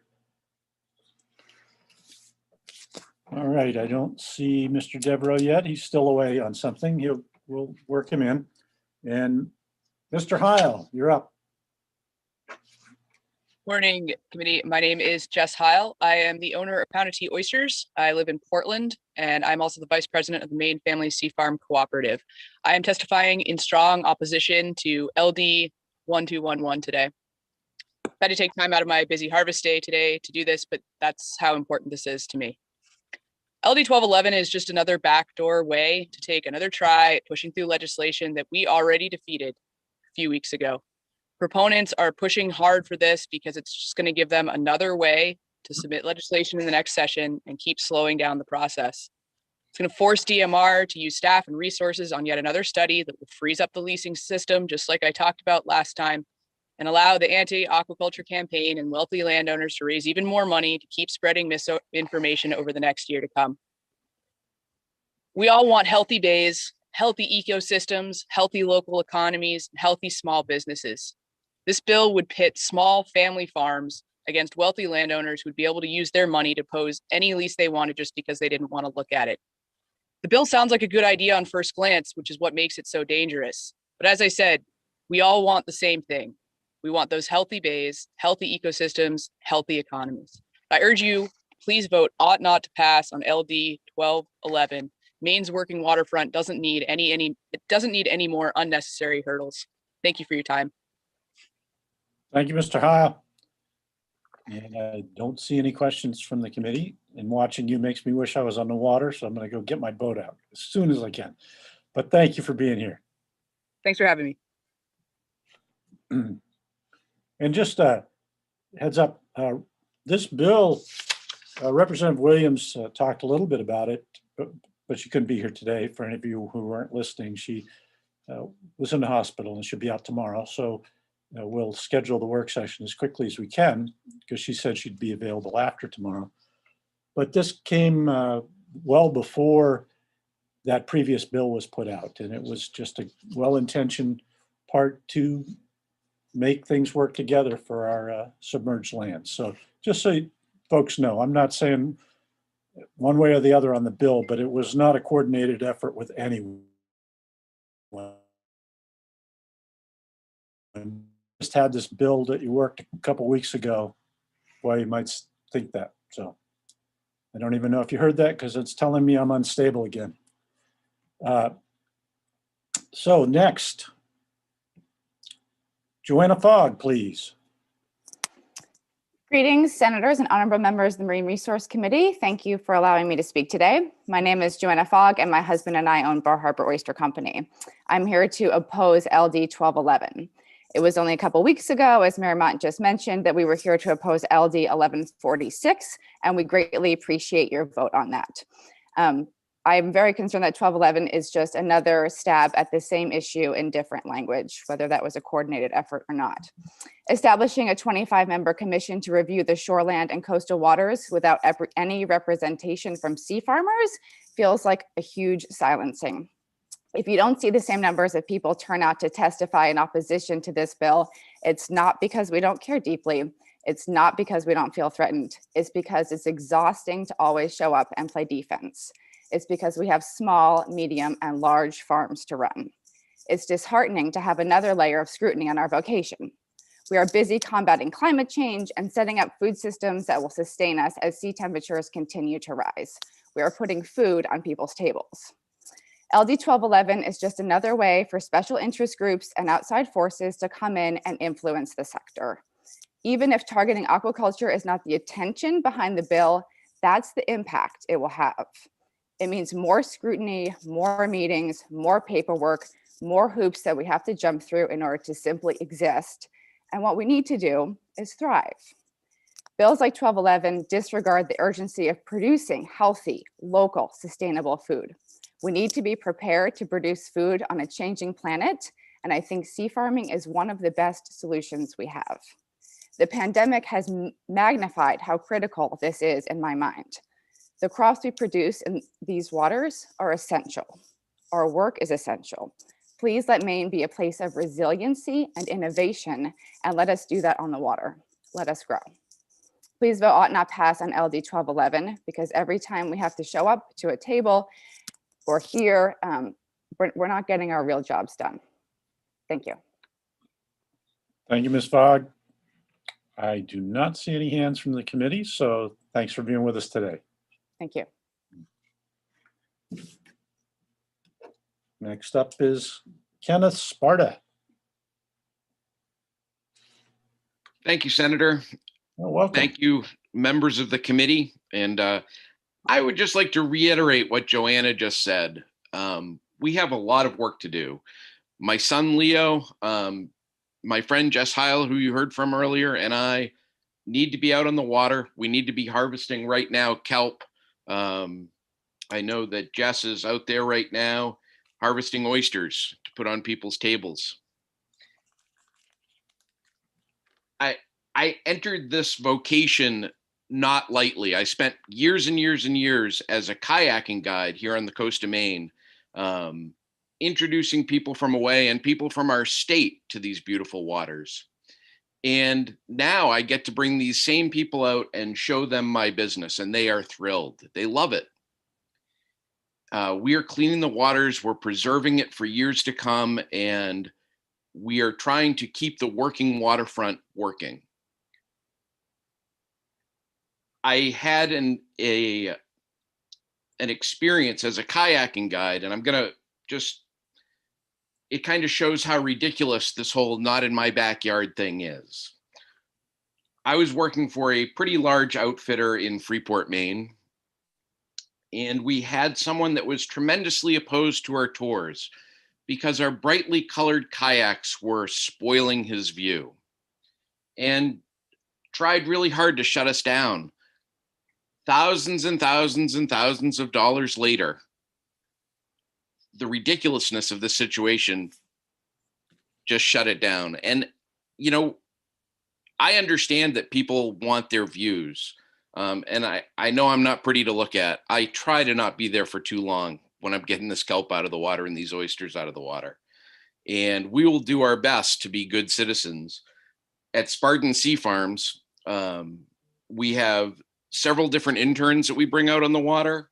We currently are Zooming into classrooms, but hopefully we'll be able to visit classrooms in person soon enough. We spend our time trying to make the world a better place, and we don't want to spend our time here taking up your time. The idea of better planning in the state is a wonderful thing. It does not need to be an emergency. And DMR has lots of work to do. Deirdre Gilbert spoke earlier about her opposition and the department's opposition to this proposal because, you know, one of the things that it will do is spend those resources. So please, if you can, vote ought not to pass and let us get back to work. We appreciate it. Thank you. And just one last thing, if any of you guys want to know more about aquaculture, we've always got room on the boat for you. Let us know. Thanks. Thank you very much, Mr. Sparta. And we do occasionally go out and take advantage of those offers, so don't be surprised. Somebody may this summer. But I don't see any questions, so thanks for being with us. Great. We'd love to see you in Freeport. Thank you. All right. Next, Lori Howell, then Matthew Moretti, Michael Gaffney. Ms. Howell, if you're here, go ahead. And I see you, but you're Yes. not. There you are. Great. Thank you very much, Senator Miramont, ladies and gentlemen of the Marine Resources Committee. While we're in the mode of inviting, I have many times invited this committee, perhaps before most of you participated on it. We're always down here in Elliott for anybody who would like to come and take a look at what we do. We do a lot of very interesting things here, in addition to growing oysters, all marine based. Thank you for the opportunity to be here today. This year marks our 38th year in business. Throughout this time, we have watched and participated in so many panels and commissions and other efforts to study aquaculture in Maine that we literally cannot recall them all. 38 years is a long time. We don't need another effort to reveal what we already know, and that is that Maine aquaculture is respected far and wide as one of the best systems, that Maine has a system of balancing the public trust with the needs of the industry, and that Maine has a system of balancing economics with the environment in reviewing aquaculture applications. It might be useful instead to examine if we're staffing the aquaculture department adequately to timely complete their responsibilities, and whether aquaculture receives enough recognition and support as the economic driver and youth retaining and attracting occupation that it is. It further might be useful to gain a better understanding of the number of what I would call traditional fishermen who are now aquaculturists, or who supplement their income as valued employees or vendors to the aquaculture industry. Or perhaps we could be examining the manner and the rate at which we who earn our living on the water are being chased inland by those who bring the riches of the city to forever change our coastal communities by depleting and encroaching on our working waterfronts. The men and women working on aquaculture farms in Maine are as quintessential and ubiquitous as lobstermen and other traditional fishermen along our coast, and we enrich the color and the spirit of what Maine is. Please recognize LD 1211 for what it is and vote ought not to pass. Thank you very much, and I'm available for any questions. Thank you, Ms. Howell.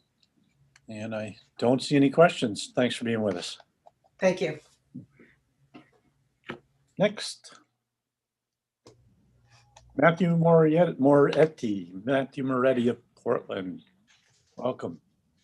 Good morning, honorable members of the Joint Standing Committee on Marine Resources. My name is Matthew Moretti of Portland, Maine. I own and operate Bangs Island Mussels, an aquaculture company also of Portland. I am speaking today in strong opposition to LD 1211. Our family, company, and 15 team members have been operating safely, responsibly, and sustainably along the Maine coast for over a decade. We farm mussels, kelp, and scallops in complete harmony with the surrounding water. Furthermore, we provide positive environmental benefits. We help the water by growing our products. We put tremendous effort into being a good neighbor. In my experience, we are well received by the commercial fishing community, recreational boating community, scientific community, conservation community, and communities along the coast and inland. We provide healthy, nutritious food for people all across the country. This bill is another veiled attempt to limit the potential of aquaculture in Maine. It feels very much like an insult to aquaculture companies that have been operating responsibly in Maine for many years.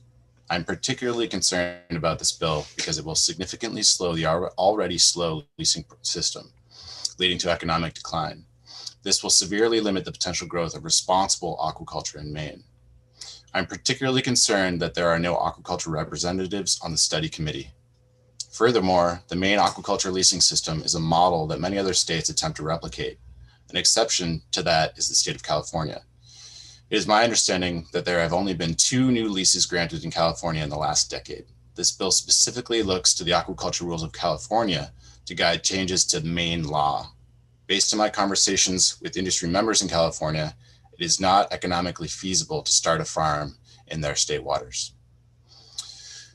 Because of these reasons and the reasons that everyone else have already said, I urge you to vote ought not to pass on this bill. I am certainly in favor of enhanced communication between the aquaculture industry and other stakeholders, but this bill is not the solution. Thank you. Thank you very much, Mr. Moretti. And I don't see any questions, so thanks for being with us today.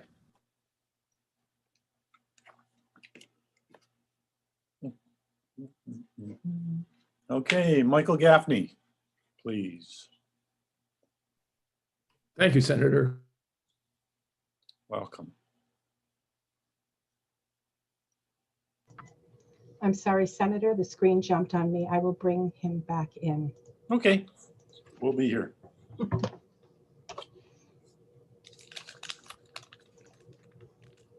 He's on his way back in. My apologies to Mr. Gaffney. No problems. Good morning, everyone. Thanks for the invitation. I'm Mike Gaffney. Along with my family, we own an oyster farm in Georgetown, and I am opposed to this bill, as I was to the previous bill. Very suspicious of it, but it indicates that the 2 states that we might want to model ourselves after are California and Rhode Island. So I did a little internet research, which is not real research, but like Matt said, I find that California looks like they haven't granted any aquaculture leases in 30 years. That's since they devolved authority over lease making to the local authorities as opposed to the state authorities. It's become incredibly expensive and long, and it just doesn't work. I certainly don't think we want to be California. I'm also concerned in the writing of this bill, it talks about deficiencies in an emergency, but it's not clear what the deficiencies are. I can surmise that the emergency has something to do with salmon farms in Frenchman's Bay, but it wants to change the whole system. And to me, if you've got a localized problem, the approach is surgery, not chemotherapy, something that's going to impact the whole sector and potentially do great damage. So I think it's the wrong approach. Plus, it's a fast track study group. They want to get the work done in like 6 months. They're going to re-examine the entire system of policy regarding marine resources, aquaculture in 6 months with 25 people. You guys work in committees. Can you imagine 25 people researching anything in 6 months and getting something done? And I'm also concerned, if you look at the composition of the committee, the bill says this is a balancing act. 25 people, absolutely nobody from aquaculture, no farmers, no nurseries, and they have conservation groups on it, but there's no development groups. We have a number of very important development agencies within the state assisting aquaculture. They're not invited. And then they have municipal representatives earmarked for this study group, but no municipalities from the New Meadows, the Sheepscot, the Damariscotta, where the bulk of shellfish aquaculture is taking place. Now, it doesn't seem to me that could be an oversight. I get the sense that this whole thing is kind of rigged. I love Maine because it's not gated. There's not too much we can do about the gentrification of waterfront real estate. That goes to the highest bidder. But what this bill would do is gentrify the water itself. It would give local authorities, local waterfront owners, the tremendous leverage over nixing aquaculture, which is what happened in California. I think we need to keep the water at least available for a working waterfront. And for those reasons, I'm very opposed to this bill and hope you will vote ought not to pass. Thank you very much. Nice to see you again. Thank you, Mr. Gaffney. Great to see you too. I don't see any questions from the committee, so thanks for being with us today. You're welcome. Okay. Phoebe Walsh from Portland, please. Hello. Hello. It's a little darker today than it was a couple weeks ago, weather-wise. So thank you for providing me the opportunity to speak in opposition to LD 1211. So I'm certainly not against changing the status quo. If I were, I would not be involved in aquaculture. I work for Wolf Neck Oyster Company, and I would not want to be a woman in this industry, and I would not have pursued my higher education in this field. So I'm not against changing the status quo, but voting ought not to pass on this bill would not ignore change. Positive change happens all the time in this state, and positive changes to how we manage our coastlines, our working waterfronts, and aquaculture sector have brought us to a really good place today. So I believe the existing aquaculture leasing and environmental monitoring system in the state is not broken, and it does not need such drastic change. So going to what Matt Moretti said and Mike Gaffney, looking to California, they do have kelp aquaculture there, but it is extremely small and it is land-based. And that's kind of what they're forced to do in a way because of what they've said about, granting leases. So it just seems sort of ridiculous to have a land-based kelp aquaculture system where you have to pump in water and when we have all this coastline. So if that's the future, then let's look to California, but I don't think that's the future for me. So voting ought not to pass on this bill would not be saying no to change, it would be saying no to change at the hands of the wrong people. I would also like to speak on behalf of my farm that I work for, Wolf Neck Oyster Company. Over 3 years ago, when the farm started in our current bay, we had a noise complaint from a local landowner. And we worked with them and DMR to address that complaint, and everyone was satisfied with the outcome. We also amended the gear on our site to be only submerged cages because of one riparian landowner's concern with floating cages during our public hearing.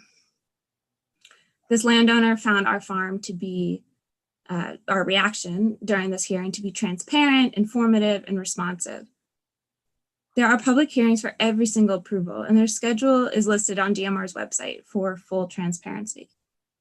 So, and recently, although we are in the process of moving to a new site, we submitted an amendment to change some of our gear over to visible floating bags. So in addition to the letter landowners received from DMR, we sent out a personalized letter explaining the changes and how they would, and how also we would soon be gone from the bay. And Ms. Walsh, that's time. Oh, well, anyway, lots of transparency, and marine development is not done in a vacuum. And I am strongly opposed to LD 1211. Thank you. Thank you very much. I don't see any questions, so thanks for being with us again. Thank you. All right, we have Sebastian Bell and Shay Conover and Willie Leathers next up. And go ahead, Mr. Bell.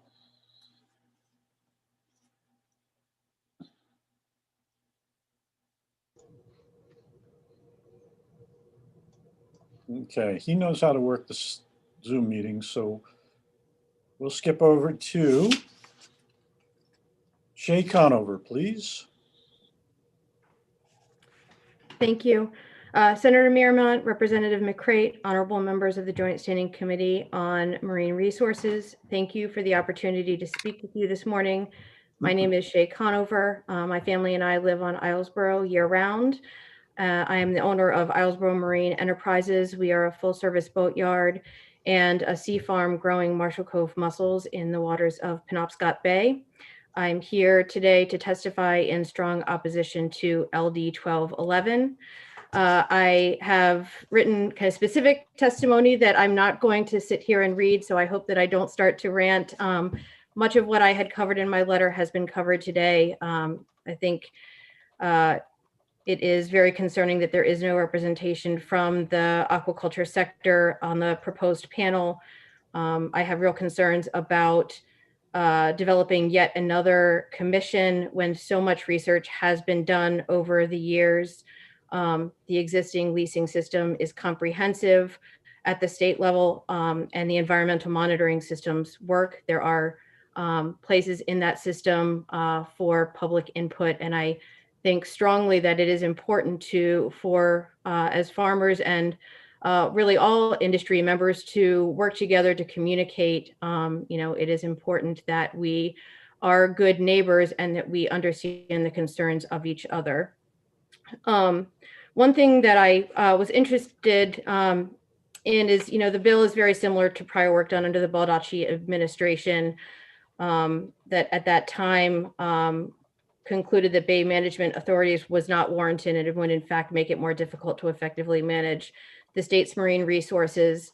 I thought that Paul Anderson had excellent testimony this morning that dug into some of the challenges that were identified at that time. But one of the first presenters, one of the proponents for this bill suggested that, after a certain amount of time, it's important to go back and reevaluate things. Just because it's been looked at once after many years doesn't mean that we shouldn't look at it again. And I guess the thing that struck me about that comment was the emergency language that is in LD 1211, and the time frame really suggests that we're reacting to a specific lease and wanting to deny or postpone a specific project rather than taking an earnest, comprehensive look at a system to see how we can improve it. And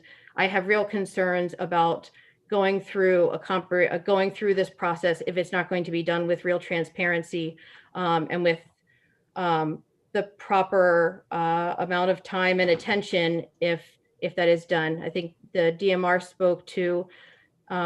Thank you. That's your time. Could you Oh, sum sorry up? about that. Thank you. Okay. Thank you for great. your time. Thanks for being here, and I don't see any questions, so see you soon. Okay, now, Mr. Leathers, hang on. We had Sebastian Bell. We had a little link issue, and he's here now. So you'll be next after Mr. Bell testifies. Go ahead. Thank you, Senator Miramont, Representative McCrate, and members of the committee. I am not going to take any more of your time than necessary. My folks are telling you what they need to tell you. The only thing I would say is the existing system allows for very significant municipal input, local input, and in fact, broader input than just from municipalities in a particular area. It allows for input from any municipality in the state, frankly.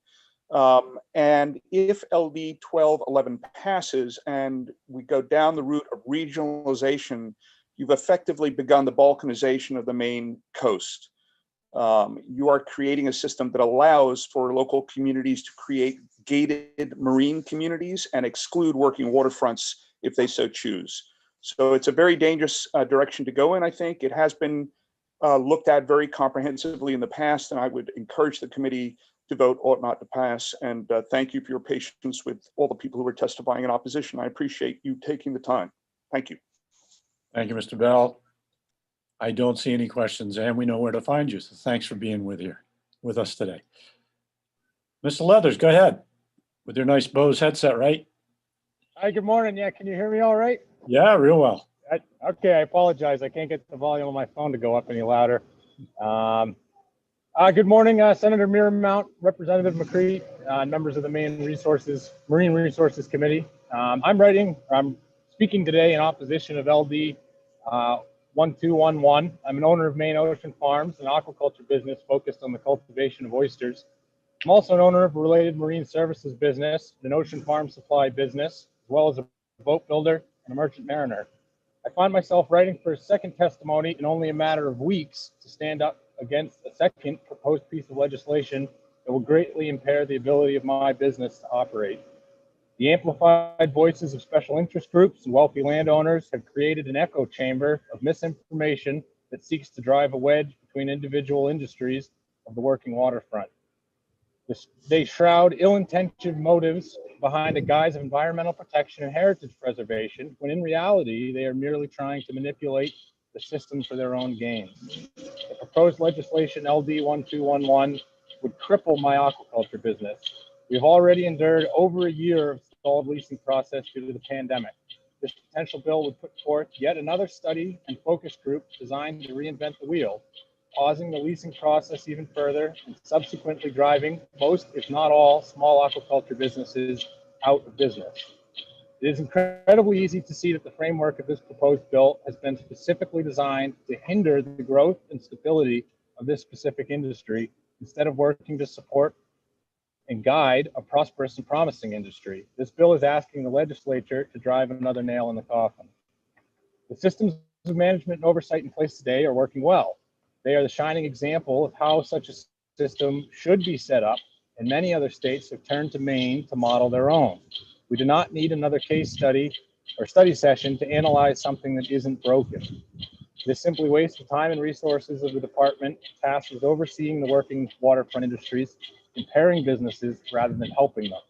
I ask you to please see the proposed bill for what it really is, an ill-intentioned attempt to undermine the aquaculture industry by a specific special interest opposition group. I ask you to please vote in opposition to this bill. I thank you for your time today, and I'm able to answer any questions. Thank you, Mr. Leathers. Don't see any questions from the committee. I guess they were all asked a few weeks ago. Thanks for being with us. Thank you. Bye-bye. Next is Graham Plattner, then Greg Lambert, and Steve Zimmerman. Mr. Plattner, go ahead. Good morning, Senator Miramont, Representative McCray, members of the committee. So I just I'm going to try to touch on some things I just think haven't been spoken about yet. First and foremost, I live right here on Frenchman Bay. I'm in Sullivan. I own Frenchman Bay Oyster Company. Obviously, the salmon farm and the opposition to it are of great concern, and something that I'm dealing with kind of personally on a regular basis at this point. And initially, I wasn't going to be testifying today. This time of year, I'm quite busy on the water. And the reason I'm here is because I belong to the email chains of several groups who are explicitly trying to fight aquaculture on the bay, mostly based around the salmon farm, but it is extended down to aquaculture writ large. And in those email chains over the past week, this bill has been explicitly brought up as a way to further their aims. And that concerns me immensely. And that's why I am here. The bill itself, I realize, was put forward before many of these recent aquaculture fights. I know Representative Williams. She and I have spoken about this bill and spoken about where it came from with the pier over in Bar Harbor. However, at this point, the bill and many of the people who are speaking in support of it seems to have changed directions. And I think it should not be remotely surprising that aquaculturists are not mentioned in this committee.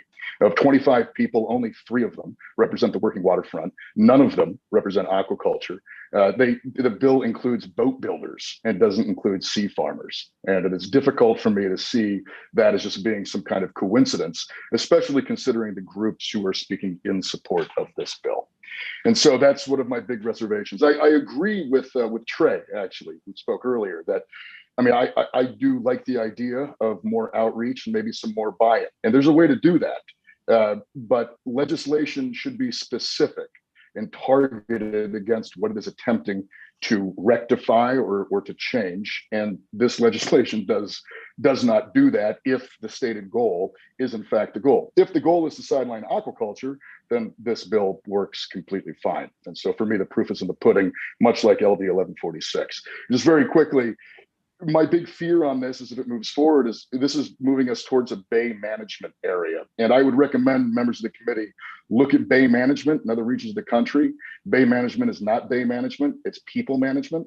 It has very little to do with actually making areas commercially or environmentally stable. It mostly just turns into like small political fights in regional areas, pitting people against each other.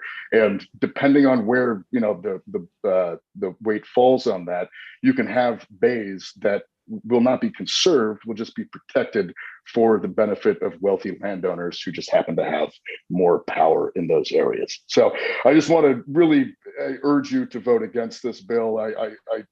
It does not strike me your time's up as answering the question. Yeah, well, thank you very much. I appreciate it. Thank you very much, Mr. Plattner. I don't see any questions from the committee, so have a great afternoon. Next is Greg Lambert, please.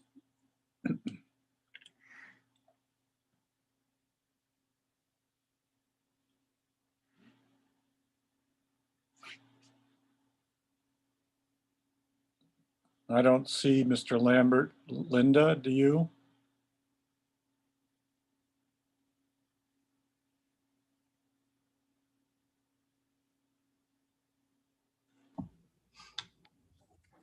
We'll just jump to Mr. Zimmerman.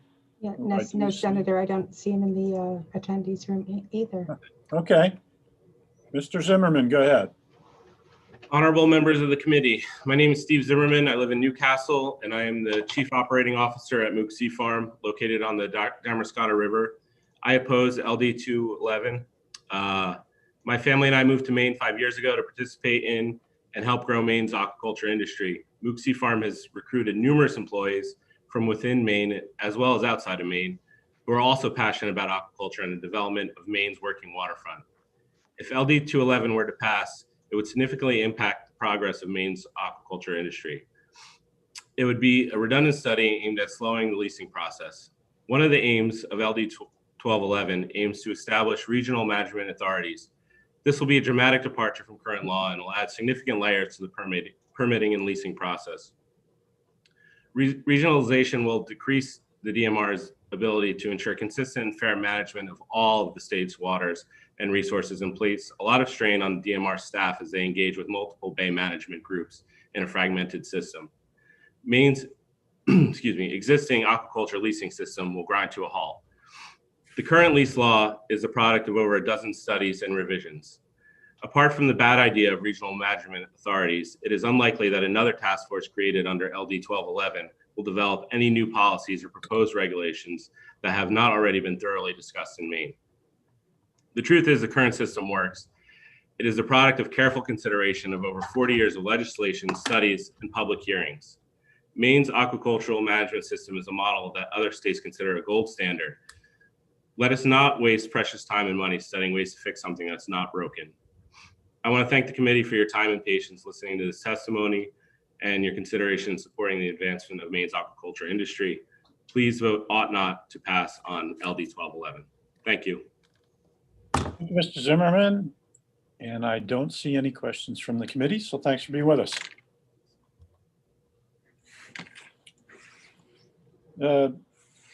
Eric Aransky is here. And go ahead, Mr. Aransky.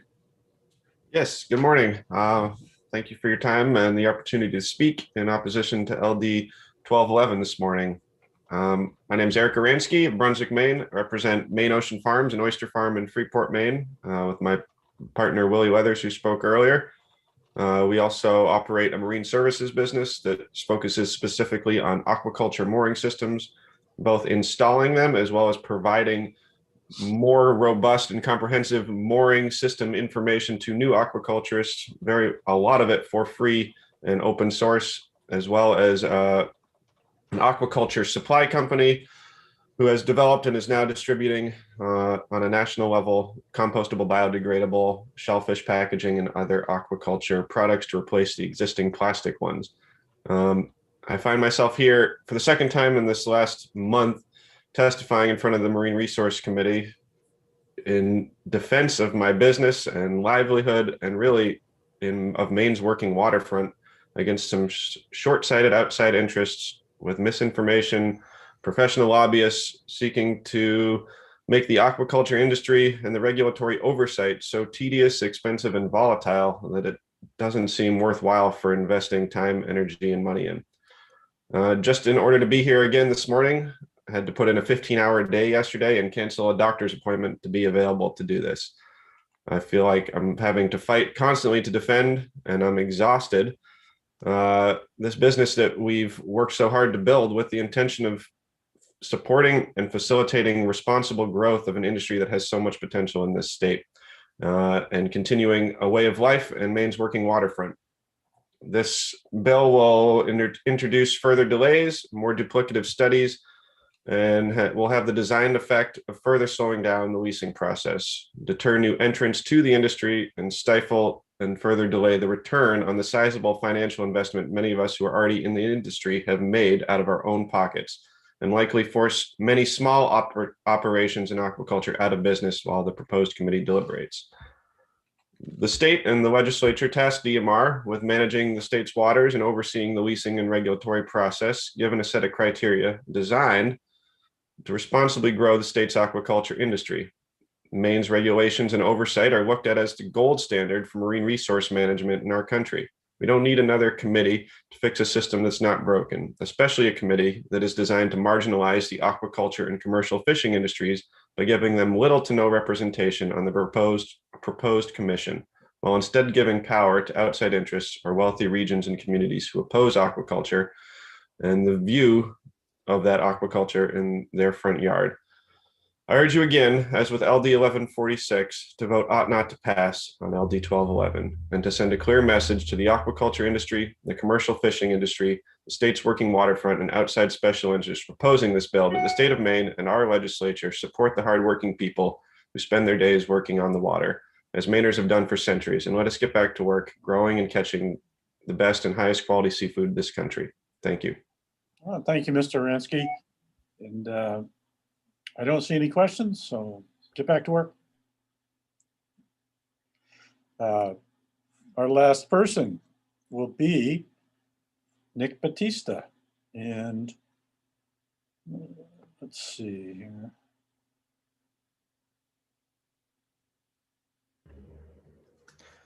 Good morning, Senator Miramont, Representative McCreight, members of the Marine Resources Committee. Nick Batista testifying against LD 1211 for the Island Institute. The Island Institute supports having challenging conversations about the future of our coast. How these conversations happen, how they're framed, when they occur, are all crucial to making strides towards addressing the complex challenges our coast is facing. In its current form, LD 1211 does not provide a particularly helpful structure for having any kind of productive conversation. The Study Commission has a very broad mandate to review a significant swath of statute and regulations in Maine and elsewhere, and as well as to make broad recommendations across multiple titles of state statute. Further, the Commission is supposed to review the failures of the current coastal waters management system, and requires the consideration of a specific strategy. It's far from clear that these failures are actually systemic failures and not merely a disagreement about specific outcomes in a particular instance. Identifying and articulating a clear systemic policy problem to charge the Commission with reviewing would be an essential first step. Our written testimony includes some additional detail on what that could be. In particular, it's worth noting that the state's waters belong to all Mainers and not just to those who live along the shore or fish in a certain spot. I would urge you to avoid standing up a study commission just to have a conversation. These take a significant amount of time and resources to follow, and it's incumbent on the committee to at least clearly articulate a policy problem that you're interested in grappling with. Once the committee determines the appropriate policy question and directions for this commission, the Island Institute could potentially help inform that process. Absent further clarity along these lines, LD 1211 should not move forward. Short and sweet, nice going. Thank you, Mr. Batista. Thank you. I don't see any questions from the committee, so thanks for hanging in there. You are the end. Unless Linda changes that? Nope. Okay, No, that was it for testimony on the bill. Up.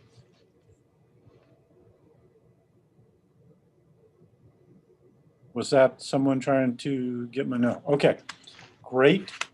Okay, so that'll close the public hearing on LD 1211.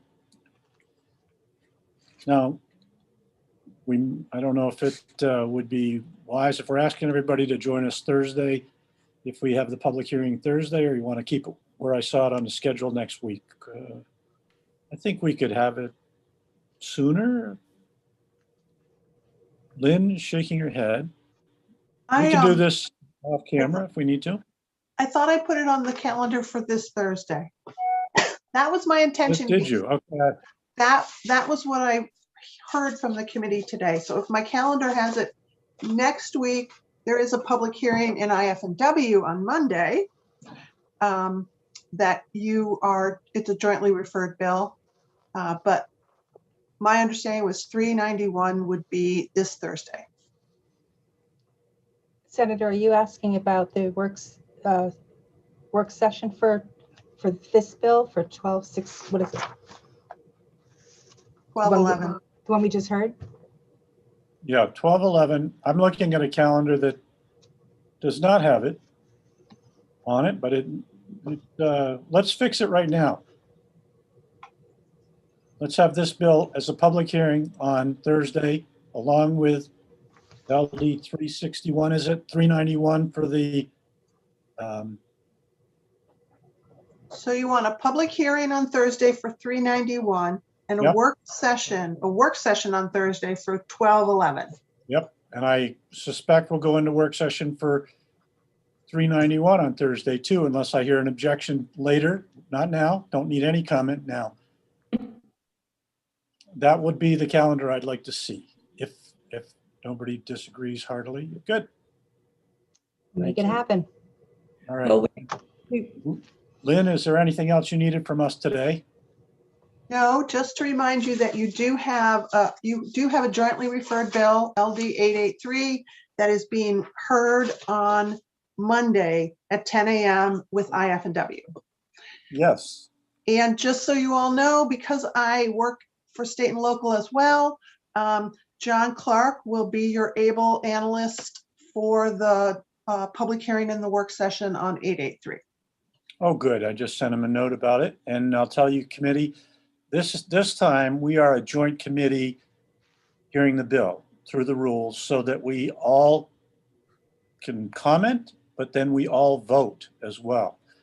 And this bill, it had a error out of revisers, and not for not trying to get it fixed. It came out, this is supposed to align the state endangered species list with the federal endangered species list. It used to be that way, and at some point, a change was made that said the commissioner of IF&W will recommend to the legislature that endangered species go on the state list.